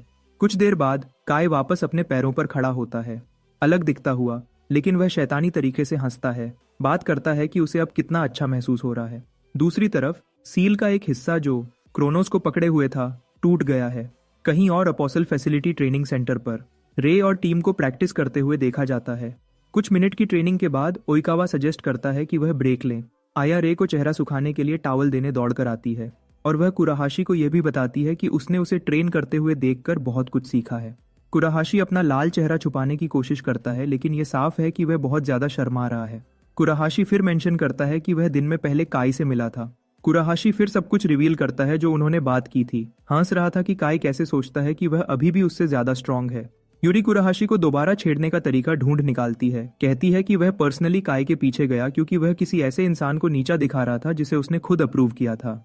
कुराहाशी शॉक से लगभग बेहोश हो जाता है क्योंकि यूरी झूठ नहीं बोल रही, लेकिन रे उन पर फोकस्ड भी नहीं है क्योंकि वह आखिरी बार काय को कब देखा था उसके बारे में सोच रहा है, जो ड्यूअल के बाद था। वह सोचने लगता है कि वह और काय कब अलग होने लगे और उसे डर है कि शायद यह वैसा ही खत्म हो जैसा उसकी पिछली जिंदगी में हुआ था। वह फिर कंक्लूड करता है कि उसे सब कुछ भाइयों की तरह सेटल करना होगा। अचानक टीम का एक और मेंबर दौड़कर आता है, उन्हें कहता है कि इमरजेंसी है। पता चलता है कि शिंजुकू डंजन कोलैप्स हो गया है और बहुत सारे मॉन्स्टर्स डंजन से बाहर निकल रहे हैं। टीम तुरंत सीन पर पहुंचती है और वह अपनी हैरानी जाहिर करते हैं कि मॉन्स्टर्स डंजन से बाहर निकल रहे हैं। रे भी सरप्राइज्ड है क्योंकि शिंजुकू डंजन को अभी नहीं होना चाहिए था, लेकिन चीजें अजीब तरीके से हो गई हैं। ओइकावा फिर टीम को कहता है कि उनके पास सोचने का समय नहीं है क्योंकि ब्लू किंग एक मिशन पे बहुत दूर है। वह उन्हें बताता है कि सिचुएशन को हैंडल करना उन पर है और वह टीम को कहता है कि उन्हें सिटीजन्स को इवैक्यूएट करना प्रायोरिटाइज करना चाहिए। टीम ओइकावा के इंस्ट्रक्शन को कंफर्म करती है और वह एक्शन में आ जाते हैं, आसपास के सिविलियंस को बचाते हुए जबकि मॉन्स्टर्स को मार रहे थे, जबकि कुराहाशी मॉक चलाने में बिजी है। ओइकावा सिविलियंस को भागने के लिए एक बैरियर बनाता है। रे इम्प्रेस्ड है कि टीम अपने ड्यूटीज को अनफेज्ड होकर कर रही है, जो स्पेशल टीम से एक्सपेक्ट किया जाता है। रे को याद आता है कि उसकी पिछली जिंदगी में डंजन ब्रेक के दौरान बहुत कैजुअलिटीज हुई थी, लेकिन वह काफी श्योर है कि वह उसकी करंट लाइफ में सिचुएशन को मैनेज कर पाएंगे। अचानक सीन पर एक जायंट मॉन्स्टर दिखता है जो बॉस लगता है। कुराहाशी मॉन्स्टर से टक्कर लेने के लिए एक्साइटेड है क्योंकि वह उसे एक बड़े टारगेट के अलावा कुछ नहीं देखता। कुराहाशी अभी भी मॉन्स्टर से टक्कर लेने के लिए तैयार हो रहा है जब रे मॉन्स्टर की तरफ उड़ता हुआ आता है। रे के एक ही पंच से वह मॉन्स्टर को छोटे छोटे टुकड़ों में तोड़ देता है। रे सेलिब्रेशन शुरू करने वाला होता है जब उसे पीछे से एक शैतानी हंसी सुनाई देती है। वह आवाज को पहचानता है और जब वह पलटता है तो उसे काय पंखों के साथ आसमान में उड़ता हुआ दिखता है। इससे और बुरा बनाने के लिए काय बिल्कुल डरावना लगता है जब वह रे को नीचे घूर रहा है। उसे कहता है कि उसने उसे ढूंढ लिया है। रे डर और हैरानी में देखता है जब वह काय से पूछता है कि वह ऐसा क्यों दिख रहा है। काय रे पर हंसता है, उसे पूछता है कि क्या वह उसके फॉर्म के बारे में बात कर रहा है या उसे कुचलने के अपने इरादे के बारे में। सरप्राइजिंगली काय इस बात को कहते हुए प्लूरल वर्ड इस्तेमाल करता है, इस बात की तरफ इशारा करते हुए कि उसके अंदर कुछ और है। तभी रे को काय अपने पीछे महसूस होता है और वह आखिरी सेकंड में रिएक्ट करता है सर काटने से बचने के लिए। काय रे का मजाक उड़ाता है, कहता है कि उसने स्ट्राइक को डॉज कर लिया होगा, लेकिन वह सोचता है कि वह कितनी दूर जाएगा। काय रे पर अटैक करता रहता है, उसे डिफेंसिव पर रखते हुए। रे को कहीं चेहरे पर कट लगता है, लेकिन वह महसूस कर सकता था कि उसका भाई नॉर्मली बिहेव नहीं कर रहा। वह सोचता है कि काय के साथ क्या हो रहा है जो उसे मॉन्स्टर जैसा बिहेव करने पर मजबूर कर रहा है। रे काय के स्ट्राइक्स को डॉज करता रहता है और कहीं ना कहीं काय अटैक करना बंद कर देता है। वह रे को कहता है कि वह उसके चेहरे पर एक्सप्रेशन देख सकता है जो साफ दिखाता है कि वह डिनायल में है। काय फिर रे को कहता है कि जो कुछ भी हो रहा है वह उसकी गलती है। काय क्लेम करता है कि उसने अपना मॉन्स्टर फॉर्म हासिल किया ताकि उसके पास रे को मारने की पावर हो। रे शॉक्ड है जब वह यह सुनता है क्योंकि काय का उसके लिए किल वर्ड इस्तेमाल करना बिल्कुल आउट ऑफ लाइन है। रे जमा हुआ खड़ा है जब काय उसकी तरफ लपकता है, उसे खत्म करने के लिए तैयार। खुशकिस्मती से कुराहाशी सही समय पर दिखता है काय के चेहरे पर किक मारने के लिए, उसे दूर तक उड़ा देता है। कुराहाशी अभी भी सोचता है कि काय नॉर्मल है और वह उसे इमरजेंसी सिचुएशन में रोग होने के लिए डांटना शुरू करता है। काय कुराहाशी पर चिल्लाता है कि टाइम वेस्ट करना बंद करे, लेकिन कुराहाशी उस पर वापस चिल्लाता है, उसे कहता है कि रे जिसे वह मारने की कोशिश कर रहा है वह उसका भाई है। काय फिर गर्व से उन्हें कहता है कि उसे भाईचारे की कोई परवाह नहीं है, क्योंकि वह वहां रे को यह दिखाने के लिए है कि उसकी पावर कितनी पागल है। काय फिर हवा में उछलता है, अटैक्स का एक बराज छोड़ता है जो आसपास के सिविलियन पॉपुलेस को भी अफेक्ट करता है। शुक्रगुजार है कि ओइकावा की बैरियर वहां है सिविलियंस को सेफ रखने के लिए, और क्योंकि वह आसपास के सिविलियंस को प्रोटेक्ट कर रहा है, वह रे और कुराहाशी की मदद नहीं कर सकता। रे फिर अपने भाई पर चिल्लाता है, उसे कहता है कि वह जानता है कि वह वायलेंट है, लेकिन उसी समय वह उसे इतनी दूर जाने की एक्सपेक्ट नहीं करता। काय रे की मासूमियत का मजाक उड़ाता है, उसे कहता है कि वह उसे कुचल देगा। काय फिर टीम पर मैजिक ब्लास्ट्स का एक बराज फेंकता है। काय गर्व से अपनी पावर कितनी अमेजिंग है इसके बारे में बात करता है, और रे टीम को कहता है कि उन्हें काय को रोकना होगा। कुराहाशी तुरंत इस बात को दिल पर लेता है और उसका एक्सप्रेशन बदल जाता है। लगता है कुराहाशी ने देख लिया है कि काय से बात करना समय की बर्बादी है। कुराहाशी काय की तरफ लपकता है, उसे टुकड़ों में उड़ा देने के इरादे से। कुराहाशी सक्सेसफुली अपना अटैक लैंड करता है, फ्लेम्स का एक बादल छोड़ते हुए।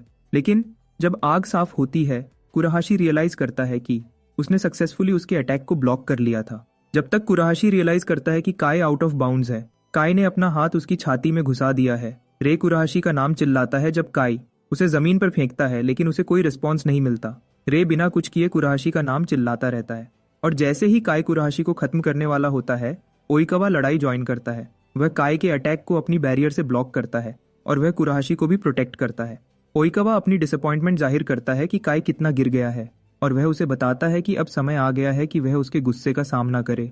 बिना किसी झिझक के ओइकावा अपनी बैरियर मैजिक स्क्वायर बॉक्स छोड़ता है काय को अंदर रखने के लिए। यूरी ओइकावा को यह स्किल इस्तेमाल ना करने के लिए कहती है क्योंकि इस स्किल को एक इंसान के खिलाफ इस्तेमाल करना कास्टर पर बहुत बोझ डालेगा। ओइकावा यूरी को बताता है कि वह इस बात से अवेयर है, लेकिन वह काय को माफ नहीं कर सकता क्योंकि उसने उसके दोस्तों को पहले ही नुकसान पहुंचाया है।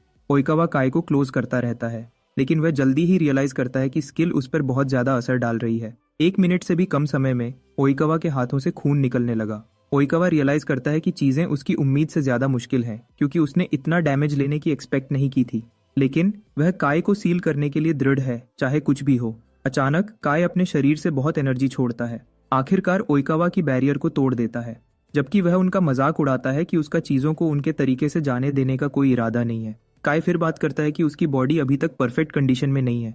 यूरी शॉक्ड है जब वह यह सुनती है क्योंकि ओइकावा ने पीछे भी नहीं हटा, लेकिन काय अभी भी ऐसे मूव कर पा रहा है जैसे कुछ हुआ ही नहीं। काय फिर पलटकर कहता है कि वह जा रहा है, लेकिन वह रे को बताता है कि अगले बार जब वह उसे मिलेगा वह उसे मार देगा। यह काय का आखिरी शब्द है जब वह उड़ जाता है, रे को अपनी सारी लाइफ चॉइसेस पर सवाल करने के लिए छोड़ते हुए। अगले दिन अटैक की खबर पूरे देश में फैल गई। भले ही मेजर्स मदद करने के लिए वहां थे, सिविलियंस ये मेंशन किए बिना नहीं रह पाए कि सब कुछ कितना गड़बड़ हो गया था। दूसरे रीजन्स के सिविलियंस भी चिंतित हैं कि मॉन्स्टर्स कहीं भी दिखने लग सकते हैं। कुछ तो ये भी मानते हैं कि कम डंजन्स वाले जगहों पर इवैक्यूएट करना उनकी मदद करेगा। बिना शक के ओइकावा देख सकता था कि सोसाइटी पैनिक में आना शुरू कर रही है, लेकिन उन्हें जो सबसे बड़ी प्रॉब्लम फेस करनी पड़ रही है वह काय का डार्क साइड में जाना है। वह सोचने लगता है कि सब कुछ बर्बाद होने से पहले वह क्या कर सकते हैं। इसी बीच आया, यूरी और रे हॉस्पिटल में कुराहाशी की देखभाल कर रहे हैं, और रे उदास लगता है क्योंकि वह खुद को ब्लेम करता है जो हुआ उसके लिए। वह खुद पे गुस्सा है कि वह काय को रोक नहीं पाया, या कम से कम उसे रोक पाया, जिसका नतीजा कुराहाशी का जख्मी होना हुआ। यूरी फिर रे को कहती है कि उन्हें जाना होगा क्योंकि होजो उन्हें बुला रहा है। कुछ देर बाद वह होजो के पैलेस पहुंचते हैं और वह उन्हें बताता है कि उन्होंने मॉन्स्टर्स को कम कर दिया होगा, लेकिन वह काय को ऐसे ही घूमने नहीं दे सकते। टीम मेंबर्स फिर होजो से पूछते हैं कि उन्हें क्या करना चाहिए, और होजो रिवील करता है कि उसने दूसरे प्राइमरी कलर किंग से बात की है। आया ये सुनकर कंफ्यूज्ड है और यूरी उसे एक्सप्लेन करती है कि ऐसे इमरजेंसी सिचुएशन में वही हैं जिनके पास डिसीजंस लेने की पावर है। अंदर ही अंदर यूरी चिंतित है क्योंकि पूरी सिचुएशन ने दूसरे किंग्स को भी डरा दिया है। होजो फिर मेंशन करता है कि उनका प्लान हार्श लग सकता है, लेकिन उन सब ने काय को सब्जुगेट करने का डिसाइड किया है। रे शॉक्ड है जब वह यह सुनता है क्योंकि ये एक टर्म है जो मॉन्स्टर्स के लिए इस्तेमाल किया जाता है। ओइकावा बीच में टोकता है, कहता है कि काय के लिए इस्तेमाल किया गया टर्म सही है। क्योंकि काई ने बहुत से इंडिस्क्रिमिनेट एक्ट्स किए हैं, यही वजह है कि दूसरे किंग्स इस नतीजे पर पहुंचे। उन्होंने और कैजुअलिटीज रोकने के लिए इस पर ठंडे दिमाग से सहमत हो गए हैं। लगता है उन्होंने काई के छिपने की जगह ढूंढ ली है और होजो उन्हें बताता है कि वह पर्सनली रेड में पार्टिसिपेट करेगा। रे डर से पसीने में डूबने लगता है, पूछता है कि क्या काई को सब्जुगेट किए बिना कोई और तरीका है, लेकिन होजो नहीं कहता है। वह रे को याद दिलाता है कि ओइकावा का स्क्वायर बॉक्स भी काई के खिलाफ बेकार था और वह ऐसे ही बैठकर चीजों को होने नहीं दे सकते। होजो रे को बताता है कि डिसीजन पहले ही ले लिया गया है और काई को अगले दिन सब्जुगेट किया जाएगा। भले ही रे जानता है कि काई के पास उसके बुरे साइड्स हैं, वह जानता है कि उसके भाई के पास उसके अच्छे साइड्स भी हैं। उसे यह सोचने पर मजबूर करता है कि क्या सच में कोई और तरीका नहीं है। तभी ओइकावा अपना फोन निकालता है क्योंकि उसे एक टेक्स्ट मिला था। वह टीम को बताता है कि कुराहाशी को होश आ गया है और इससे पूरी टीम को रिलीफ की लहर मिलती है। कुराहाशी रे को एक मैसेज भी भेजता है। उसे कहता है कि उसके बारे में चिंता ना करे, लेकिन अपनी अकल ठीक करे ताकि वह अपने भाई को समझा सके। कुराहाशी के शब्द रे को यह बताने के लिए काफी हैं कि वह हार नहीं मान सकता क्योंकि उसे चीजें ठीक करनी होंगी, क्योंकि काई उसका छोटा भाई है। रे फिर होजो से पूछता है कि क्या वह उसे एक मौका दे सकता है। वह जानता है कि काई डेंजरस है, लेकिन उसे लगता है कि चीजें ठीक करने की पॉसिबिलिटी है। होजो रे को बताता है कि काई का सब्जुगेशन अगले दोपहर शुरू होगा, लेकिन वह रे को बताता है कि वह उससे पहले जो चाहे कर सकता है। रे यह सुनकर रिलीव्ड है और वह होजो को मौके के लिए शुक्रिया कहता है।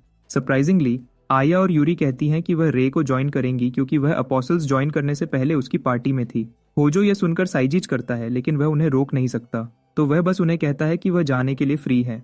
लेकिन वह उन्हें बताता है कि डेडलाइन अगले दिन की दोपहर है, यह इंश्योर करते हुए कि वह अवेयर है कि कोई एक्सटेंशन नहीं है। रे आसमान में देखता है जब वह अपने भाई को वापस लाने की कसम खाता है।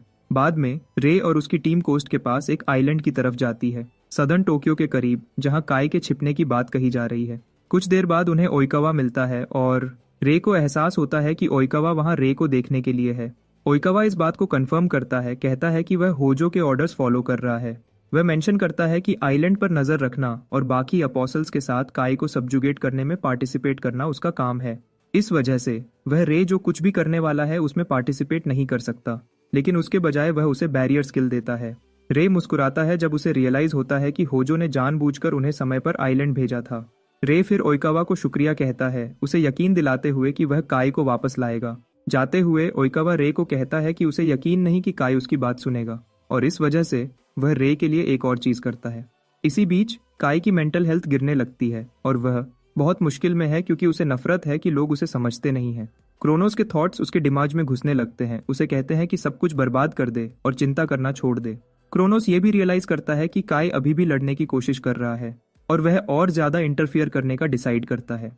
क्रोनोस फिर काई की बॉडी में और पावर रिलीज करता है, आसमान में एक बड़ी लाइट बीम छोड़ते हुए। रे और उसके पार्टी मेंबर्स जहां वह हैं वहां से इस जबरदस्त लाइट को देख सकते हैं और ये उन्हें बताता है कि कुछ बहुत बड़ा होने वाला है। डार्क एनर्जी से ओवरफ्लोइंग होकर काई डिक्लेयर करता है कि पावर जबरदस्त है। क्रोनोस फिर उसे कहता है कि वह दुनिया पर जैसा चाहे राज कर सकता है। वह उसे सब कुछ बर्बाद करने और मेजस को मारने के लिए भी कहता है ताकि वह डीमन किंग बन सके। कुछ देर बाद रे और लड़कियां काई से मिलते हैं जो उन पर हंसने लगता है। वह अपनी डिसअपॉइंटमेंट रिवील करता है कि रे ब्लू किंग के साथ नहीं आया। रे फिर काई को कहता है कि होजो ने उस पर काई को वापस लाने का भरोसा किया था। इससे काई गुस्सा हो जाता है और वह रे को कहता है कि वह उसे और उसकी पार्टी को बर्बाद कर देगा। काई अपने बॉडी से एक पावरफुल ब्लास्ट छोड़ता है जिसे रे को भी ब्लॉक करने में मुश्किल होती है। रे देख सकता है कि काई की पावर में कल से ही काफी फर्क आ गया है। काई हवा में उछलता है ह्यूमैनिटी पर जंग का ऐलान करते हुए, जबकि रे को कहता है कि वह उसे शुरू करेगा। तभी रे उसे कहता है कि वह अभी भी वही सेल्फिश लड़का है जो वह है और इस वजह से वह उसे फेस करेगा। रे काई को बताता है कि वह उसका बड़ा भाई है, जिससे उसकी ड्यूटी बनती है कि वह जो कुछ भी कर रहा है उसे रोके। काई हंसता है जब वह रे को कहता है कि उसकी ड्यूटी उसे रोकना है। काई उसे बताता है कि जो उसने अभी कहा उससे वह गुस्सा हो गया है और लड़कियां साफ देख सकती हैं कि काई की उनकी बात सुनने की कोई इरादा नहीं है। रे एक पावरफुल फायर स्पेल छोड़ता है जो तुरंत अपनी बाकी टीम से अलग हो जाता है ताकि वह उसे 1-on-1 फेस करने के लिए तैयार हो सके। उसे अपनी पावर प्रूव करने के इरादे से रे काई पर हंसता है, उसे पूछता है कि क्या लड़ने की एक ही वजह है उसे अपनी पावर प्रूव करना। काई फिर जवाब देता है, रे को कहता है कि वह कभी नहीं समझेगा, लेकिन वह उसे बताता है कि पावर ही जस्टिस है। वह मेंशन करता है कि हर किसी का उसके प्रति रवैया बदल गया जब उसे अपनी पावर मिली और ये इसलिए है क्योंकि हर कोई पावर की इज्जत करता है। काई मेंशन करता है कि कोई उन्हें एक्नॉलेज नहीं करेगा अगर उनके पास उसे बैकअप करने की पावर नहीं है। काई रे को कहता है कि उसके बारे में उसकी ओपिनियन उनके ड्यूएल के बाद बदल गई थी, यही वजह है कि वह सब कुछ उसे क्लियर करना चाहता है। काई फिर एक बड़ा मैजिक ब्लास्ट बनाता है और रे को एहसास होता है कि वह इसे सिर्फ स्किल से ब्लॉक नहीं कर सकता क्योंकि ये कल से कहीं ज्यादा स्ट्रांग है। रे फिर मैजिक ब्लास्ट का सामना एबिस फ्लेम से करता है ताकि उसे ठीक से डिस्पेल कर सके। काई स्पेल को पहचानता है जैसे वही जो रे ने उनके ड्यूएल के दौरान इस्तेमाल किया था। इससे वह और गुस्सा हो जाता है और वह रे को बताता है कि वह उसे कुचल देगा, लेकिन रे उसकी तरफ लपकता है, उसे कहता है कि वह उसे अलाउ नहीं करेगा। रे को लगता है कि करीब आने से उसे एज मिलेगी, लेकिन वह काई के बड़े क्लॉज से लगभग अपना सर खो देता है। शुक्रगुजार है कि ओइकावा की बैरियर स्किल बीच में आती है रे को लड़ाई में शुरू में ही मरने से बचाने के लिए। रे फिर इसका फायदा उठाता है काई के बॉडी पर एक बड़ा वॉर करने के लिए, उसे दूर तक उड़ा देते हुए। लड़कियां पेशेंस से देखती हैं, यह देखने की कोशिश करते हुए कि क्या रे ने काई को हरा दिया है। अपने करीबी एनकाउंटर के दौरान रे नोटिस करता है कि वह काई की पावर चुरा नहीं सकता। उसे यह सोचने पर मजबूर करता है कि क्या उसके ट्रांसफॉर्मेशन का इससे कुछ लेना देना है, लेकिन वह उम्मीद कर रहा है कि उसने अभी जो अटैक किया उसने कुछ किया होगा। धूल साफ होती है और रे काई को दूर से अपने छाती में एक एनर्जी बॉल के साथ खड़ा देखता है।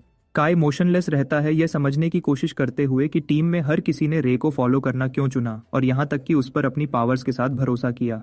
इसके अलावा वह फ्रस्ट्रेशन में अपना सर पकड़ता है, सोचता है कि रे उसे रोकने की कोशिश क्यों कर रहा है। अपने इमोशंस पर कंट्रोल करने की कोशिश करते हुए काई अपने बॉडी से दोबारा एक पावर सर्ज छोड़ता है, रे को शॉक्ड करता है। वह जानता है कि काई के पास करंटली ओवरक्लॉक नहीं है, तो यह शॉकिंग है कि वह इतनी सारी स्किल्स इस्तेमाल कर पा रहा है। काई देर नहीं करता कई ब्लास्ट्स बनाने में, जिन्हें वह सीधा रे पर एम करता है, उसे टुकड़ों में उड़ाने के लिए तैयार। रे देखता है जब मैजिक ब्लास्ट्स उस पर गिरते हैं और इससे एक मैसिव शॉकवेव पैदा होती है। काई सेलिब्रेट करता है जब वह यह देखता है, मानता है कि उसने पहले ही। वह ट्रैश टॉक करना शुरू करता है कि रे कितना बेवकूफ है ये मानने में कि वह उसे अपने बड़े भाई के रूप में सिखाना चाहता है, जबकि वह उसकी पावर के कंपैरिजन में कुछ भी नहीं है। अचानक ब्लास्ट साइड से रे की आवाज आती है। काई को कहती है कि उसकी जीत के बावजूद वह बहुत उदास लग रहा है। काई शॉक्ड है जब उसे रियलाइज होता है कि रे उसके अटैक से बच पाया कुराहाशी की पावर की वजह से। अपने शरीर पर फ्लेम्स के साथ रे काई को कहता है कि वह उसे डार्क साइड में गिरने नहीं देगा क्योंकि वह उसे वापस लाएगा।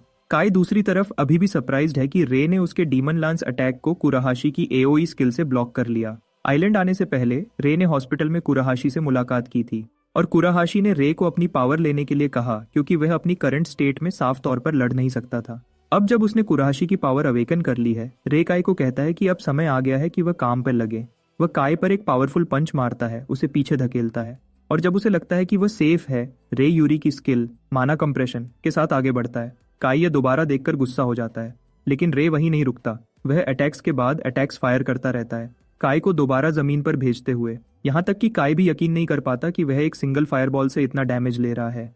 कुछ देर बाद रे लगातार अटैक्स को ठंडा करने का डिसाइड करता है और यही वह समय है जब उसे रियलाइज होता है कि काई अभी भी काफी एक्टिव है। काई पागलपन से हंसने लगता है, बात करता है कि उसे आखिरकार याद आ गया कि वह अपनी ओवरलॉक स्किल क्यों नहीं इस्तेमाल कर सकता।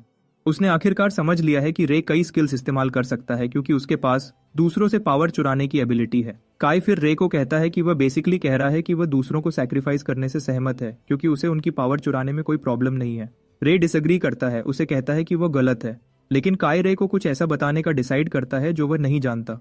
काई मेंशन करता है कि उसके 2 कॉमरेड्स मर गए और ये सब इस वजह से हुआ क्योंकि रे ने उसकी ओवरलॉक चुराई। स्किल खोने के बाद उसकी पार्टी वैसी नहीं रही और ये सब रे के दूसरे लोगों की स्किल्स चुराने की वजह से हुआ। काई रे को कहता है कि वह बेसिकली कह रहा है कि वह दूसरों को सैक्रिफाइस करने से ठीक है जब तक उसे खुद को स्ट्रांग बनाने को मिलता है। रे आर्ग्यू करने की कोशिश करता है, लेकिन उसके दिमाग में कुछ नहीं आता जिसे वह काई ने अभी जो कहा उसके खिलाफ पॉइंट के रूप में इस्तेमाल कर सके। रे को एहसास होना शुरू होता है कि उसने कभी इस बात पर नहीं सोचा था कि काई की पावर चुराने से उसके कॉमरेड्स की मौत हो जाएगी। रे फिर डिसाइड करता है कि उसे फ्यूचर में पावर को कैसे इस्तेमाल करता है यह बदलना होगा, वरना क्रोनोस को ह्यूमैनिटी को बर्बाद करने का मौका मिल जाएगा।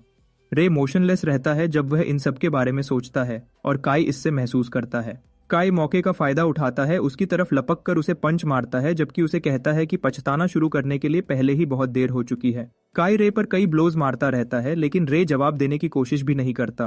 काई बात करता है कि वह और रे एक जैसे हैं क्योंकि वह हमेशा एक दूसरे के इंटरेस्ट्स के बारे में सोचते हैं। रे अभी भी जवाब नहीं देता या लड़ता नहीं जब तक काई उसकी छाती में अपना हाथ घुसा देता है।